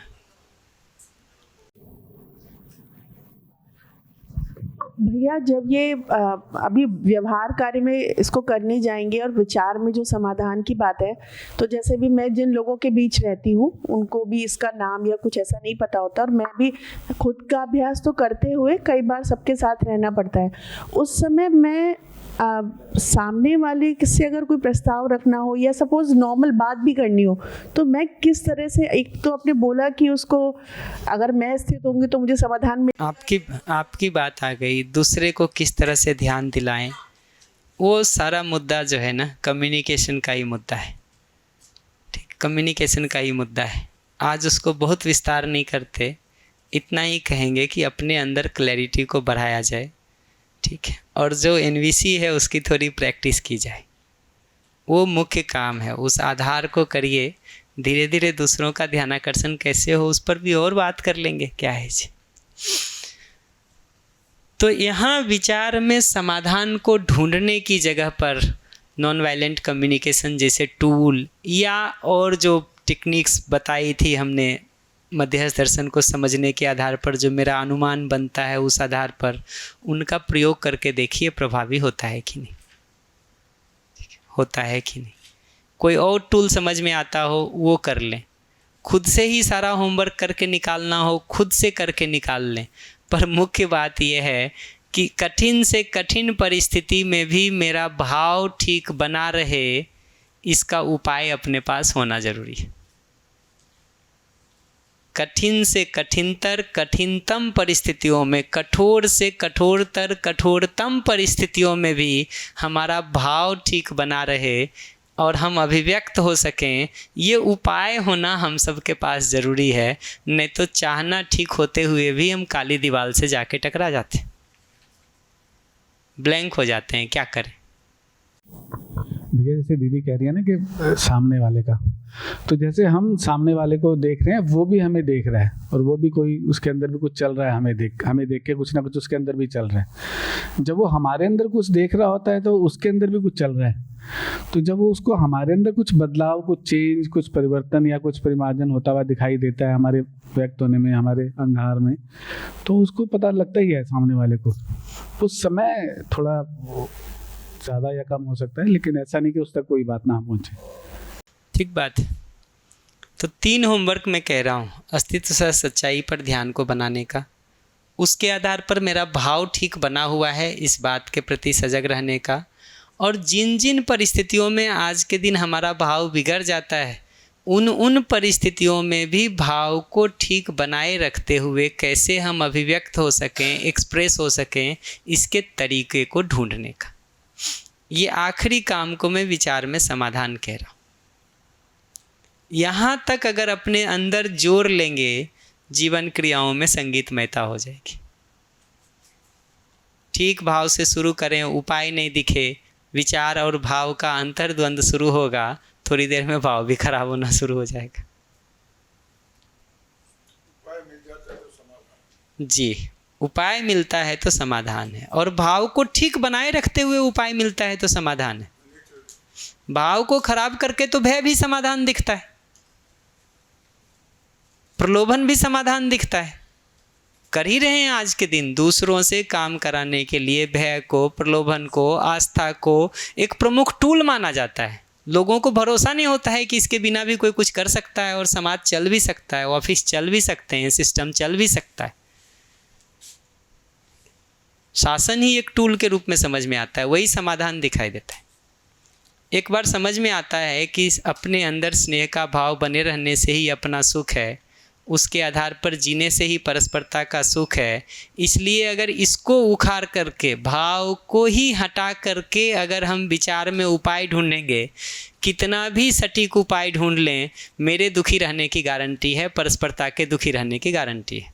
काम तो होगा, कंपनी चल जाएगी, ऑफिस चल जाएगा, परिवार चल जाएगा, सिस्टम चल जाएगा, दुखी रहेंगे इसकी गारंटी है। एक तो चलेगा कि नहीं उस पर भी प्रश्न है, लेकिन अधिकतम जो होगा वो ये होगा कि चलता हुआ दिखाई देगा, हम भी जले रहेंगे, आप भी जले रहेंगे। काम होता हुआ दिखाई देगा, जलते दोनों रहेंगे। अधिकतम ये हो सकता है। ठीक है, किसी ने स्टैंड ले लिया और विरोध शुरू कर दिया, तब तो होगा ही नहीं, होगा ही नहीं।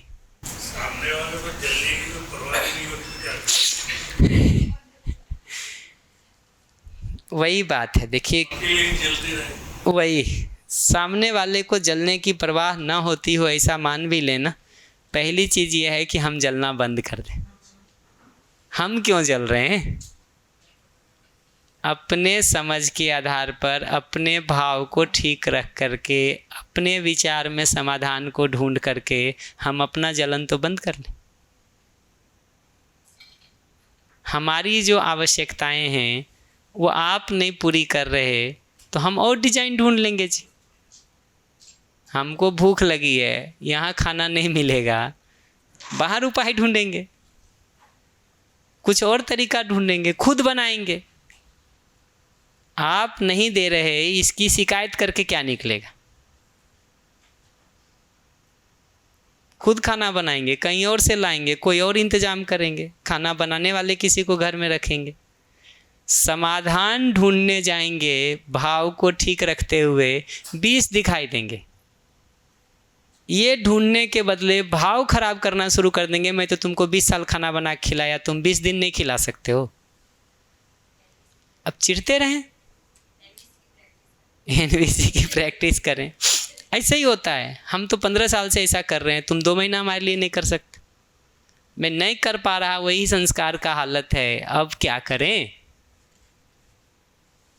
संस्कार देने का काम ही हम कौन सा कर रहे हैं। पुणे के एक वर्कशॉप में हमको याद है, कॉलेज में एक प्रिंसिपल आए थे, ऐसे ही कुछ बात हो रही थी परिचय शिविर में, तो पूछ रहे थे कि भाई कहाँ चूक हो गई हमसे, मतलब बच्चे को बड़ा करने में। सिंपल सी बात है, हम बच्चे के लिए बहुत सेंसिटिव हैं। स्कूल बढ़िया देते हैं, किताबें बढ़िया देते हैं, ड्रेस बढ़िया देते हैं, पॉकेट खर्च भी देते हैं, सब सुविधा का, एसी बस देते हैं, खिलौने देते हैं, सब सुविधा का इंतजाम कर रहे। सुसंस्कार उसमें विकसित हो जाए, इसके लिए क्या समय और प्रयास लगा रहे। किसी ने कहा कि इसके लिए समय नहीं है, पति पत्नी दोनों नौकरी करते हैं और घर का काम भी है, तो कैसे करेंगे। करना ही पड़ता है, ठीक है, कि और लोगों के भरोसे बच्चे को छोड़ना पड़ता है, कर नहीं सकते, घर मेंटेन करना है। मेरा एक ही प्रश्न है, ये जो सारा पैसा कमा के ला रहे हैं उससे क्या कर रहे हैं। घर की 32 इंच की टीवी को बदल के 51 इंच लगा रहे हैं, पुराने कुर्सी को हटा के नया सोफ़ा डाल रहे हैं, पुराने पर्दे को हटा के नया पर्दा डाल रहे हैं, 2 बेडरूम सेट को बदल के 4 बेडरूम में कन्वर्ट कर दे रहे हैं, किराए के मकान पे रह रहे हैं, उसके बदले नया मकान अपना खरीद ले रहे हैं किस्त लेके। हमको ये तय करना पड़ेगा ना कि पुराना सोफ़ा के बदले नया सोफ़ा ज़्यादा महत्वपूर्ण है या बच्चे का संस्कार महत्वपूर्ण है। पुराने पर्दे के बदले नया पर्दा महत्वपूर्ण है या बच्चे का सुसंस्कार महत्वपूर्ण है। किराए के मकान में रहने की जगह अपना घर खरीदना ज़्यादा महत्वपूर्ण है या सुसंस्कार बच्चे का महत्वपूर्ण है। ये सवाल तो पूछना ही होगा ना, इसको नहीं पूछेंगे तो कैसे बात बनेगी, कैसे बात बनेगी।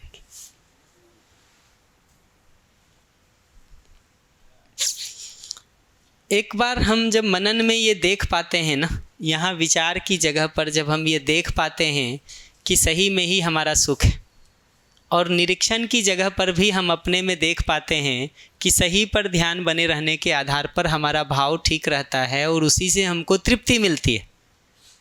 ये बात को हम जितना जितना देख पाते हैं उतना उतना सही और सुख जुड़ता जाता है। जितना जितना ये ध्यान में आता है कि सच्चाई पर ध्यान के बने रहने से हमारे भाव और विचार का ठीक होने का काम होता है और वही वस्तुतः जीवन में सुख है, तो सही और सुख ये दोनों जुड़ना शुरू होते हैं। सही पर ध्यान बने रहते हुए भी अगर यहाँ सुख नहीं बना रह पा रहा है, पुराना संस्कार ज़्यादा जोर मार रहा है, तो हमको समझ में आना चाहिए कि जो मान्यताएं यहाँ बहुत सारी इकट्ठा हो रखी हैं पहले से, उसके कारण तात्कालिक रूप से वो बिगड़ा हुआ दिखाई दे रहा है।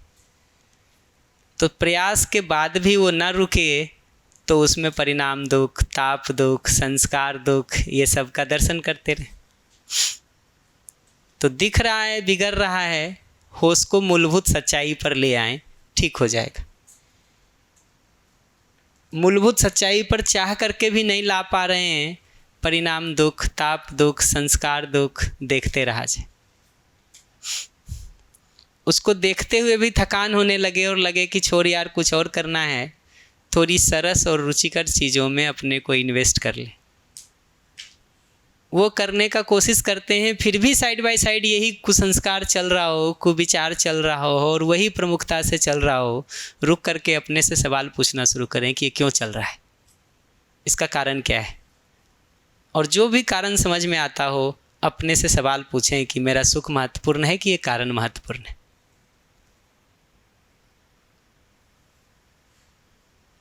उत्तर दिखना शुरू हो जाएगा। और ये सब नहीं काम करे और विचार संतुलित करना हो, उसका एकदम सिंपल उपाय है, सांस को सब तरफ से रोक ले। ध्यान कहीं भी भाग रहा हो, सांस पर लौट के आ जाएगा।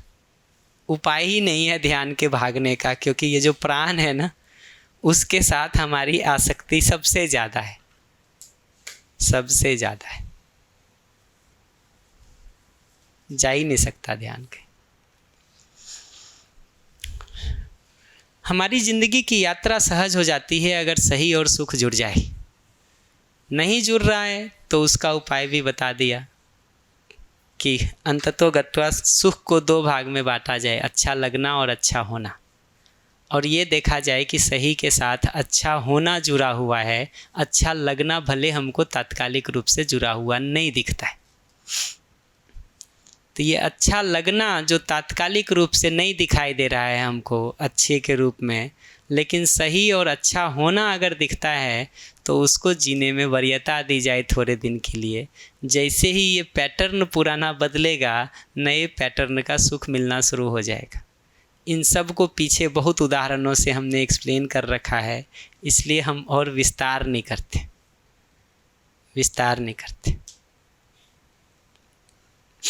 एक आखिरी बात जो हमने कही थी वो ये कि भाव की जगह पर रहते हुए अगर भाव को पुष्ट करने का काम करना चाहते हैं तो अपने को शांत और सहज कुछ देर बैठ करके अपने को शांत और सहज स्थिति में हम ला पाएँ, इस बात को देखने के आधार पर कि मैं मूलतः सही को समझना चाहता हूँ, सही जीना चाहता हूँ, अपना शुभ चाहता हूँ, सर्वशुभ चाहता हूँ। गलतियाँ मुझसे भी जितनी होती हैं वो ना चाहते हुए भी समझ और योग्यता के अभाव में होती हैं। इस आधार पर स्वयं में क्षमा और शिकायत मुक्त स्थिति को पाया जाए। उसके साथ फिर जिन संबंधों में हमारा स्नेह का स्वाभाविक रूप से भाव आता है, उन संबंधों को अपने सामने रख करके अपने में स्नेह के भाव को फ्लो होने दिया जाए। एक बार वो होने लगता है तो न्यूट्रल लोगों को अपने सामने रख करके उस सच्चाई को देखा जाए कि ये मूलतः अगला सही समझना चाहता है, सही जीना चाहता है, अपना शुभ चाहता है, हमारा शुभ चाहता है। इस आधार पर न्यूट्रल लोगों के साथ उसको फ्लो होने दिया जाए। जो हमसे विरोध वाले लोग हैं, नेक्स्ट स्टेप में असहमति या विरोध जिनसे है हमारा, उनको सामने रख करके भी उसको फ्लो होने दिया जाए। दोनों तरह के लोग जो हमसे विरोध करते हैं या जिनसे हम विरोध करते हैं, ये 2 हिस्सा होता है ना विरोध का। ज़रूरी नहीं है कि दोनों लोग विरोध करें। हम जितना जितना इस दिशा में गति करते जाते हैं ना, उतना उतना इस बात की तो संभावना है कि अगला आपके प्रति विरोध रख सकता है, द्वेष रख सकता है, ईर्ष्या रख सकता है, अभिमान रख सकता है, लेकिन आप नहीं रखते। क्योंकि मेरे और आपके व्यवहार में 2 हिस्सा है। एक हिस्सा है मैं आपके साथ कुछ करता हूँ, दूसरा हिस्सा है आप मेरे साथ कुछ करते हैं। मैं आपके साथ क्या करता हूँ ये तो मेरी जिम्मेदारी है, उस पर मेरा नियंत्रण है, मेरा अधिकार है, और मेरा सुख दुख उसी पर निर्भर करता है। आप मेरे साथ क्या व्यवहार करेंगे ये आपकी समझ पर, आपकी मान्यता पर, आपकी हालत पर निर्भर करता है।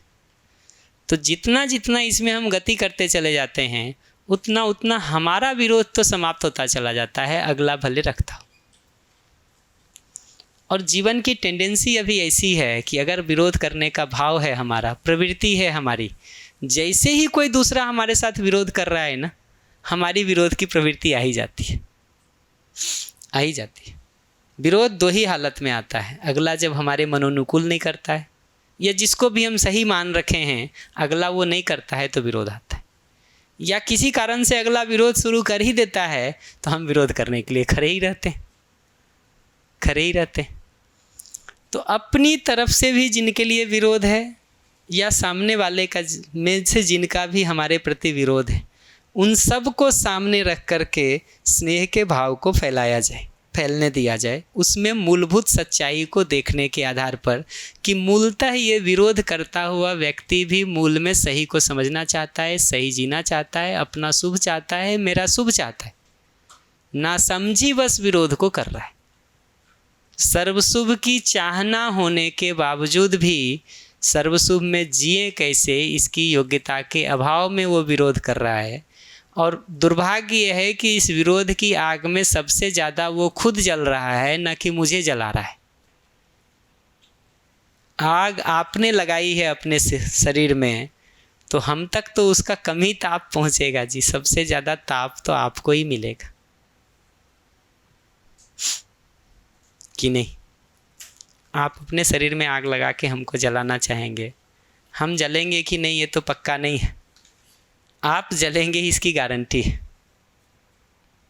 पुराने व्यवहार दर्शन के लास्ट में कुछ स्मरणीय सूत्रों में लिखा हुआ है कि दूसरे के नाश की कामना में स्वनाश निश्चित है। व्यवहार दर्शन के पीछे स्मरणीय सूत्र लिखे हैं जी, 72 वाले में होना चाहिए मुझे लगता है, कि दूसरे के नाश की कामना में स्वनाश निश्चित है। बिना जले जला ही नहीं सकते, पहले बिना जले कैसे जलाएंगे? एग्जैक्टली तो दूसरा जलेगा कि नहीं ये पक्का नहीं है, हम जलेंगे इसकी गारंटी है, गारंटी है।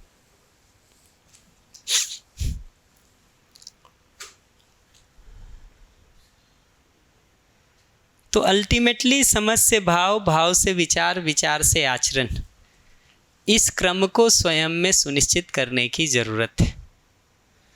इतने के साथ मुझे कोई प्रश्न हो तो उस पर मैं रुक लेता हूँ, अन्यथा जो हमारी आखिरी स्लाइड थी परिवार में टीम के संदर्भ में और उसके संदर्भ में जो सम्मान की बात थी उसको मैं थोड़ा कर दूँगा।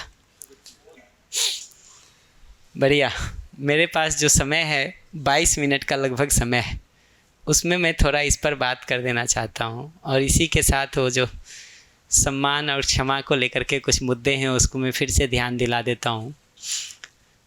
देखिए, एक टीम के रूप में हम जब भी जीने जाते हैं, चाहे परिवार में जिएं चाहे समूह में जिएं, मेरा मन है कि अगला जब भी अभ्यास सत्र लेंगे ना, उसमें इस पर पूरा 1 दिन लगाएंगे। अभी पिछली बार इस पर 5 मिनट भी नहीं बात कर पाए थे, इस बार घंटे भर कम से कम कर पा रहे, कल आज मिला के। आगे जब कभी अवसर अनुकूलता होगी तो पूरा दिन लगाएंगे इस पर। और क्या करना ही पड़ता है जी।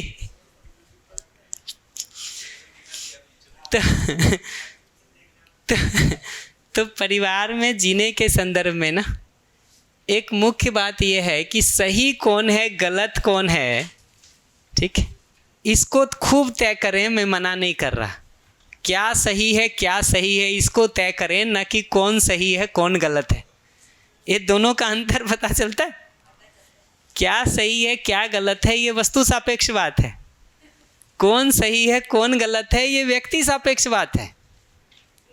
कल जो बात बता रहा था ना वस्तु और व्यक्ति का अंतर, कि प्रस्तुति वस्तुनिष्ठ होगी कि व्यक्तिनिष्ठ होगी, क्या सही है क्या गलत है ये वस्तु सापेक्ष बात है, कौन सही है कौन गलत है ये व्यक्ति सापेक्ष बात है। तो ये सही गलत में भी क्या सही है क्या गलत है इसको तय किया जाए, न कि कौन सही है कौन गलत है। क्या सही है क्या गलत है को तय करने के साथ भी एक बड़ा मार्जिन होता है, ग्रे एरिया होता है दोनों के बीच जीने का, ठीक है। जैसे ये ठीक है कि समय का सदुपयोग करना है, उस अर्थ में जीना है, लेकिन कोई 1 घंटा बैठ के टीवी देख रहा है तो अपनी जागृति की दृष्टि से वो समय खराब कर रहा होगा, ये तो मैं मान सकता हूँ।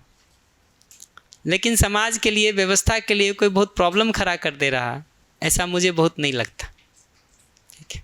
और अगर अगले की आदत बनी हुई है टीवी देखने की तो उसको छुड़ा देने से कोई वो जागृति की तरफ बढ़ जाएगा, ऐसा भी हमको नहीं लगता। उसमें अगर सोचना चाहिए तो ये सोच सकें कि टीवी में सार्थक कार्यक्रम कैसे उसको मिल सके। अगर सहयोग करना ही है तो टीवी छीनना उपाय नहीं है, उसमें सार्थकता को डालना उपाय है। एग्जैक्टली अब उदाहरण तो सब फैलाइए धीरे धीरे, हम तो सिद्धांत पकड़ा रहे हैं अभी क्योंकि समय उतना ही है।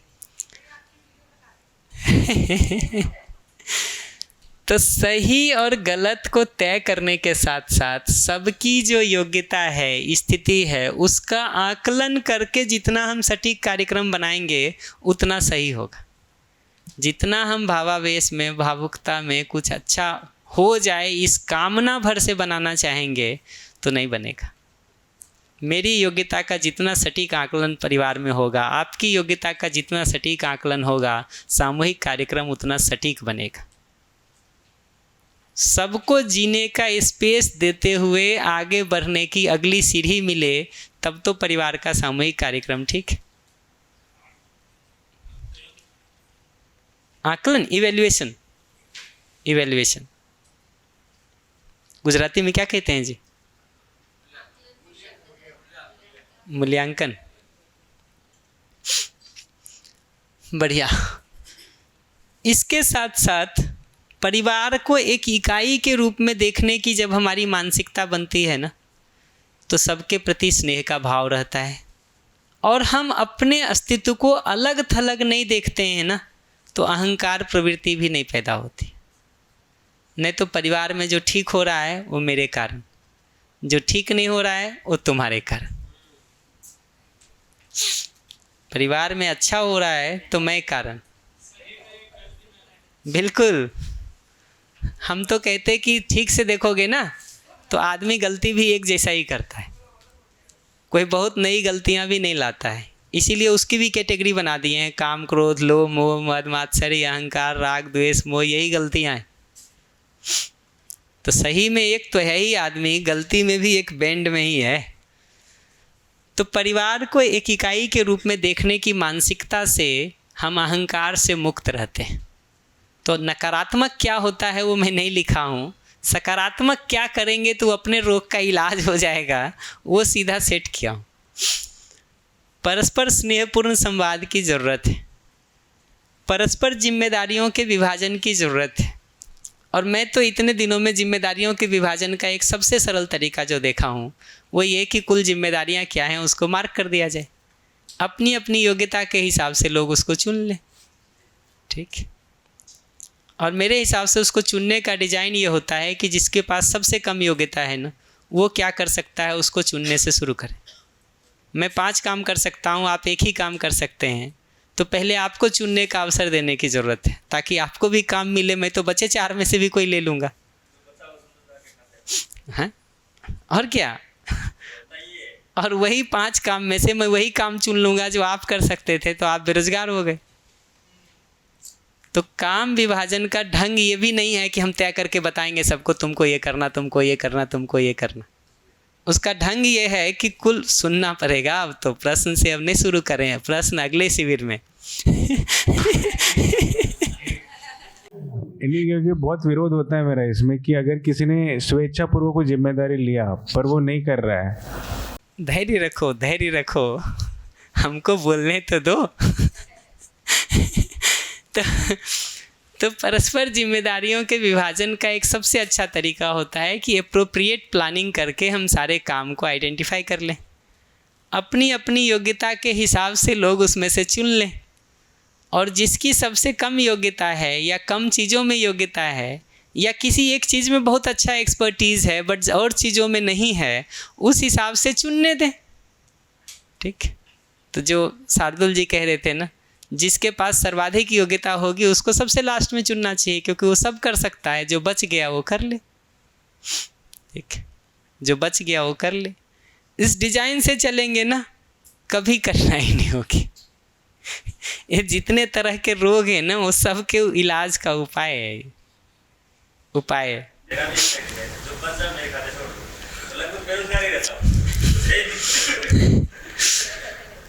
और ये जो बात है ना कि भाई कोई ना करे, तो अच्छा प्लानिंग वही करता है जो अपने बैकअप के लिए भी कुछ रखता है। तो प्लानिंग में वो मार्जिन रहता है कि बैकअप के लिए क्या है हमारे पास। ठीक। पता ही होता है जब हम टीचर अपॉइंटमेंट करते हैं किसी ऑफिस में या कोई स्टाफ रखता है, छोटी दुकानों में भी। ठीक। तो अगर उसको पता है कि 10 आदमी की ज़रूरत है तो 11 रखना पड़ता है, क्योंकि एक तो हमेशा छुट्टी पे रहेगा। वो 12 CL दे दिए हैं या 18 CL दे दिए हैं तो वो कहाँ जाएगा? 12 CL का मतलब 30 आदमी में 1 आदमी तो सब दिन छुट्टी पे है ना जी। तो अगर हम ये बात को ध्यान में नहीं रख रहे तो हमारा प्लानिंग कमज़ोर है ना। तो सारी परिस्थितियों के साथ एक बफर बैकअप मार्जिन रखना पड़ता है। और वो मार्जिन दिखाई देता है कि बहुत बार सहजता से भी रहता है। मान लीजिए जिम्मेदारियों में हमने 8 घंटे का काम लिया है, कोई इमरजेंसी आ जाएगी तो उस दिन 12 घंटा भी तो कर ही सकते ना।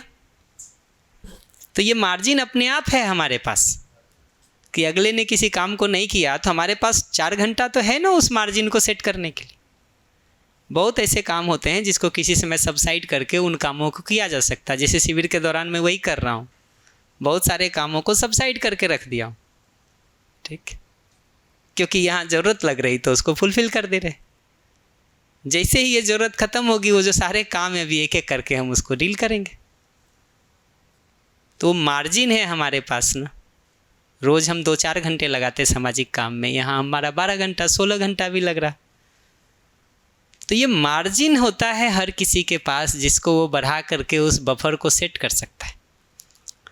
तो प्लानिंग उतना एप्रोप्रिएट होना चाहिए कि अगर हम कॉलेज चलाना चाह रहे हैं और 12 CL दे रहे हैं तो 30 के बदले 31 स्टाफ रखने की ज़रूरत तो है ही, और थोड़ा और आराम से जीना चाहते हैं, अवसर अनुकूलता हो तो 32 रख लें।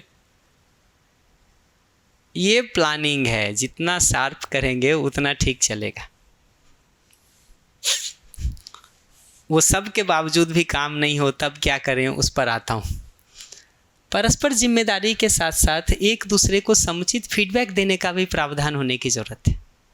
मुझे लगता है कि मैं आपके साथ बहुत स्नेहपूर्वक जीता हूँ, आपको नहीं लगेगा तो कितने दिन चलेगा। हमको लगता है मैं परिवार में सबका शुभ सोचता हूँ, परिवार के बाकी लोगों को नहीं लगता है तो कितने दिन चलेगा। ये ओपन स्पेस तो आज के दिन परिवार में देने की ज़रूरत है, जहाँ अगला अपने मन की बात कह सके। अगर वो स्पेस नहीं देंगे और वो मन ही मन दबा रहेगा, 2 काम करेगा। वो अपने हिसाब से निर्णय लेगा, आपसे छुपाएगा, और एक दिन वो आएगा जिस दिन घोषणा कर देगा कि अब तो हम अपने हिसाब से चलेंगे, तुम तुम्हारा देखो। अगर वो स्पेस नहीं देंगे ना, उसको नहीं बनाएंगे परिवार में, तो आज के दिन ये 2 सिचुएशन दिखाई देता है। अपने मन के हिसाब से करने लगता है, परिवार से छुपाने लगता है, और ज़्यादा कुछ कहेंगे तो एक दिन वो स्टैंड ले लेता है कि हो गया बहुत, अब हम अपने हिसाब से जिएंगे। स्वतंत्रता के नाम पर आज के दिन वैसे भी वो बहुत प्रमोटेड है। ये बात भी समझना ज़रूरी है कि चल वही सकता है जिसको दिखाई देता हो। तो अगर हमको परिवार का व्यवस्थित होने की आवश्यकता दिखाई देती है तो सर्वाधिक जिम्मेदारी उस दिशा में काम करने की मेरी बनती है। दिखाई हमको दे और चलें आप, ये कैसे होगा? सांप के बिल में हाथ आप डालें, मंत्र हम पढ़ेंगे, ये चलेगा?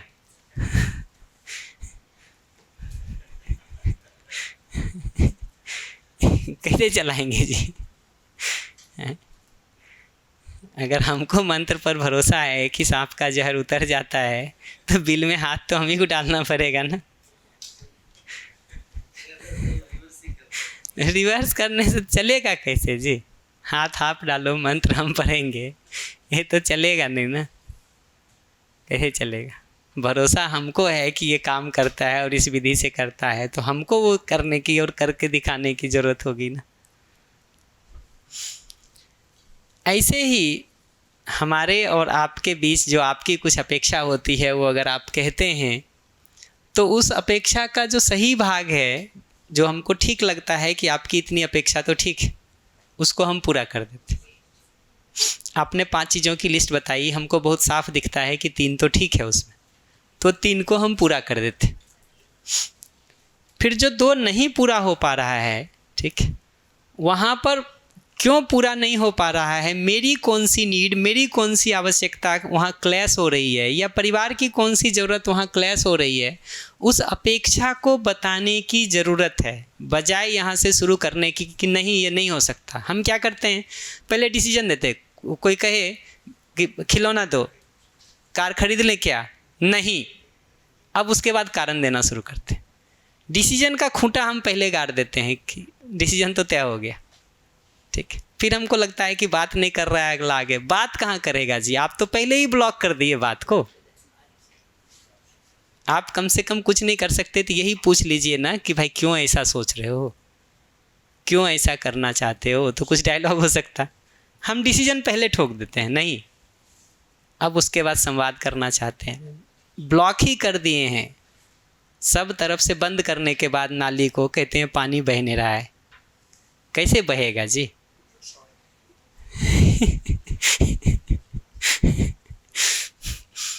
तो अपनी अपेक्षा को बताने की ज़रूरत है, शिकायत और दोषारोपण से मुक्त रह करके।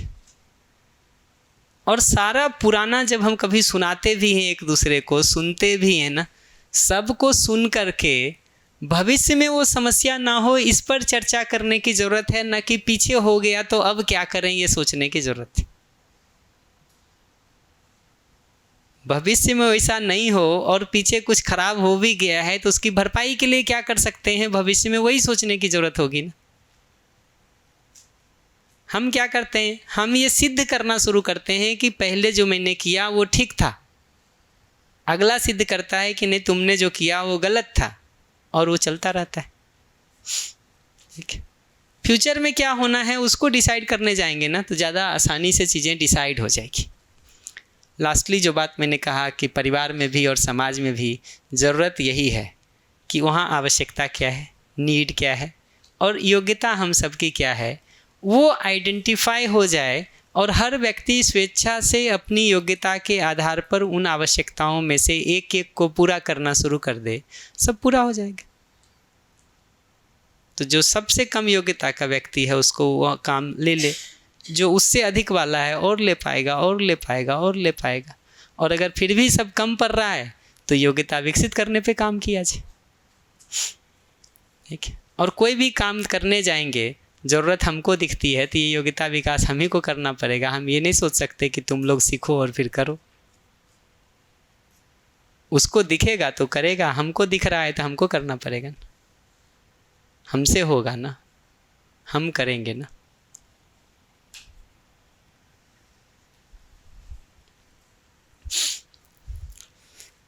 इस संदर्भ में आप पूछेंगे कि ये टीम एक परिवार कैसे बनता है या टीम एक टीम कब बनता है। तो ये जो योग्यता की बात है ना, इस जगह पर ये दिखाई देता है कि ये दो लोगों के बीच में, परिवार में तो और भी कई सारे हो जाएंगे पर एक उदाहरण से ही आपको समझ में आ जाएगा। दो लोगों के बीच में ये 4 लेवल पर देखा जाता है इसको। मैं अपने बारे में कुछ आकलन करता हूँ कि मेरी ये योग्यता है। योग्यता का जब आकलन करने जाते, इवैल्यूएशन करने जाते, मूल्यांकन करने जाते तो हम अपने बारे में कुछ सोचते हैं कि मैं ऐसा हूँ। अपनी योग्यता का जब आकलन करने जाते, मूल्यांकन करने जाते, इवैल्यूएशन करने जाते तो मैं आकलन करता हूँ अपने बारे में कुछ। ठीक, सामने वाले के बारे में भी कुछ आकलन करता हूँ कि आप ऐसे हैं। ये 2 आकलन है, मेरा अपने बारे में, मेरा आपके बारे में। ऐसे ही आप भी 2 आकलन करते हैं, आप अपने बारे में, आप मेरे बारे में। ठीक, ये टीम बनने का काम तब हो पाता है जब मेरा अपने बारे में जो आकलन है वही आपका भी मेरे बारे में होता है, और आपका अपने बारे में जो आकलन है वही मेरा आपके बारे में होता है। ये मैच होने की जगह के बाद ही टीम है, उसके पहले तो टीम बनाने के लिए प्रयास है। और ये मैचिंग करने का काम के लिए प्रयास करेंगे तो होगा। फीडबैक का एप्रोप्रिएट स्पेस दे पाएंगे, परस्परता में चर्चा संवाद की जगह दे पाएंगे। अगर अगला कुछ ठीक नहीं कह रहा है तो उसको भी धैर्य के साथ सुन पाएंगे, उसमें जो ठीक बात वो कह रहा है उसको अपने तरफ से पूरा करेंगे, जो ठीक नहीं कह रहा है वहाँ अपनी बात को ओपन स्पेस में रखने का काम करेंगे। ये डायलॉग से ही वो ठीक हो सकता है, और उस डायलॉग में ऐसे संवाद के टूल्स की ज़रूरत है जिससे हम खुद आहत ना हो, दूसरों को आहत ना करें। नहीं तो बैठेंगे संवाद करने, उठेंगे विवाद करके। जी भैया, आप कुछ कह रहे थे। धैर्य भी कभी कभी उत्तर दे देता है।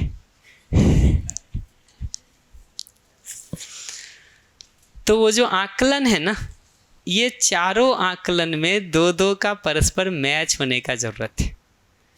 टीम बनने का मतलब ये होता है कि मेरा जो आकलन अपने बारे में है ना, टीम के बाकी सब लोगों का वही आकलन मेरे बारे में। जी, सम्मान की गति क्रिया के रूप में एक शब्द प्रयोग होता है अरहस्यता। सौहार्दता भी होता है बट एक शब्द प्रयोग होता है अरहस्यता। मैं अपने बारे में जो सोचता हूँ वही आप मेरे बारे में देखते हैं ना, तो अरहस्यता है हमारे आपके बीच, नहीं तो रहस्य, नहीं तो रहस्य।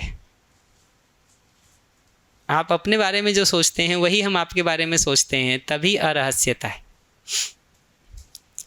तो टीम बनने का मतलब होता है मेरी योग्यता का जो अपना जो आकलन है कि मैं ऐसा हूँ, टीम के बाकी सब लोगों को भी लगता है कि हाँ श्याम ऐसा है। ऐसे ही टीम के किसी दूसरे सदस्य को अपने बारे में जो लगता है कि वैसा है, बाकी सब सदस्यों को भी लगता है कि हाँ वो ऐसा ही है, तब तो टीम है। नहीं तो क्या है, हर कोई अपने को 30 मार खा मानता है, दूसरा मानता नहीं है। जी, तो हमारा व्यक्तित्व जो है वो अगले तक एज इट इज़ पहुंच पाता है। हमारे व्यक्तित्व की आप में स्वीकृति हो पाती है। स्वीकृति का मतलब जितना है वो हमको भी पता है कि मेरा ये भाग कम है, आपको भी पता है कि ये भाग कम है इसका, ठीक। तो जरूरी भी नहीं है कि परफेक्शन ही आ गया हो तभी ये होगा। यात्रा के दौरान भी हमको पता है कि ये भाग मेरा ठीक नहीं है, आपको भी पता है कि ठीक नहीं है, हमको ड्राइविंग नहीं आता है, ठीक है। तो आप सब कोई हमको ड्राइविंग का काम नहीं देंगे, हमको भी पता है कि हमको ड्राइविंग नहीं आता, आप लोगों को भी पता है कि ड्राइविंग नहीं आता। हमको भी पता है कि मुझे कुछ बातों पे गुस्सा आ जाता है, आप सबको भी पता है कि आ जाता है।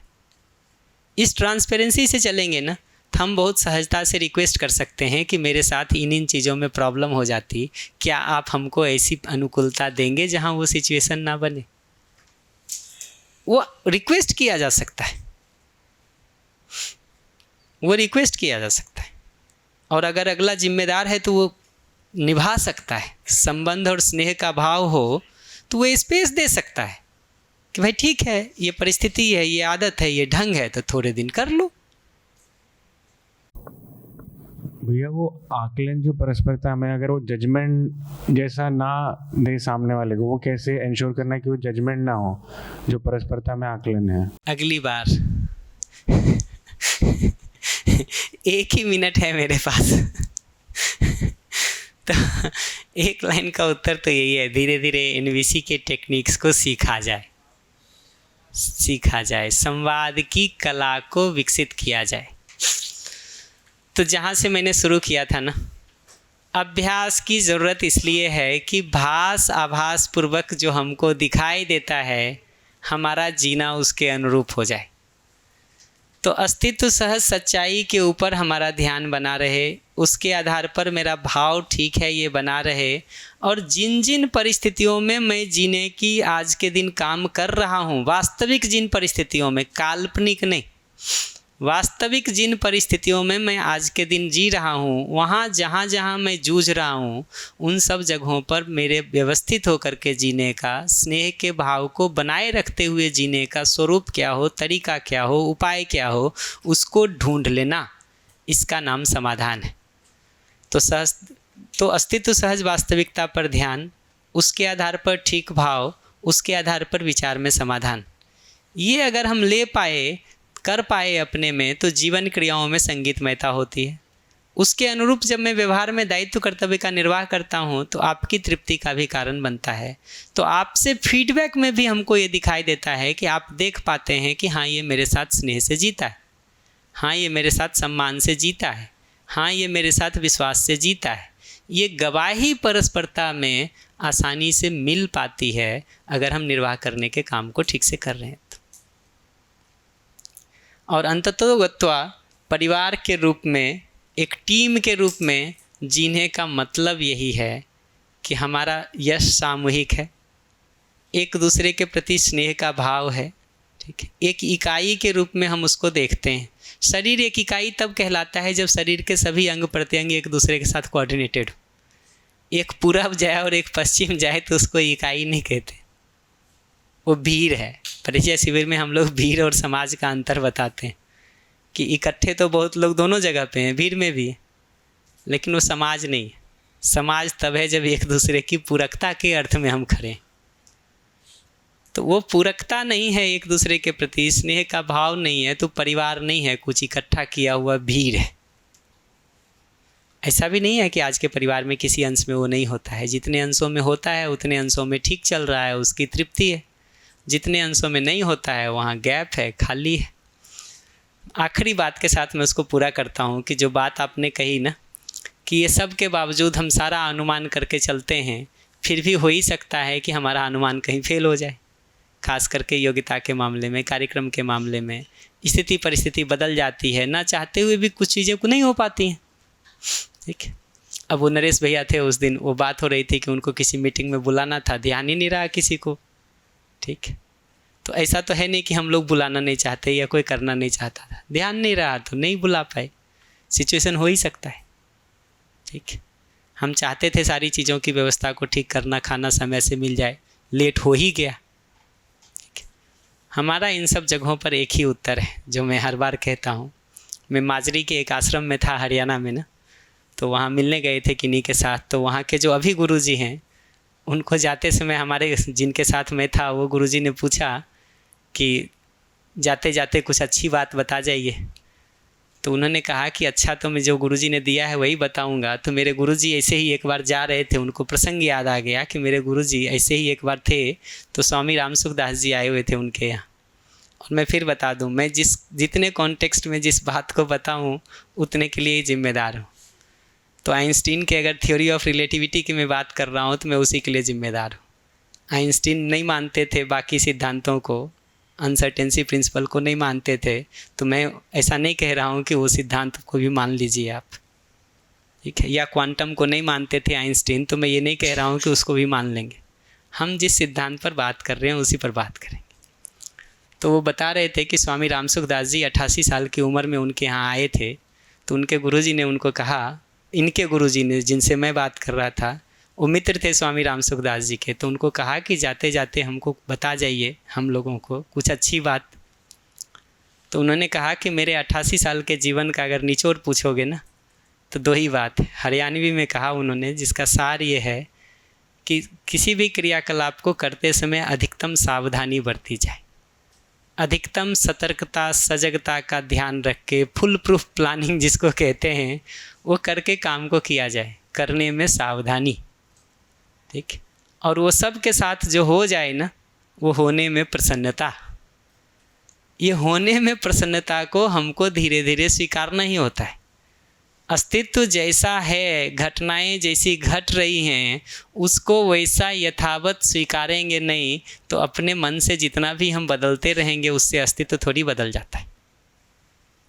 तो अल्टीमेटली अपनी प्रतिक्रिया को अपने अंदर से ख़त्म ही करना पड़ता है कि मनोनुकूल नहीं होगा तो प्रतिक्रिया करेंगे। होना यही बनता है कि अस्तित्व में जो हो रहा है, समष्टि में जो हो रहा है उसको स्वीकारना बनता है। व्यष्टि की कल्पनाशीलता, एक व्यक्ति की कल्पनाशीलता में या अनुमान क्षमता में जो सेटिंग हम करते हैं, हमको समझ में आना चाहिए कि समष्टि में सामूहिकता का रोल है, न कि सिर्फ मेरा रोल है या इसका रोल है या अगले का रोल है। तो होने में प्रसन्नता वाली जगह का धीरे धीरे हमको अभ्यास करने की ज़रूरत पड़ती है।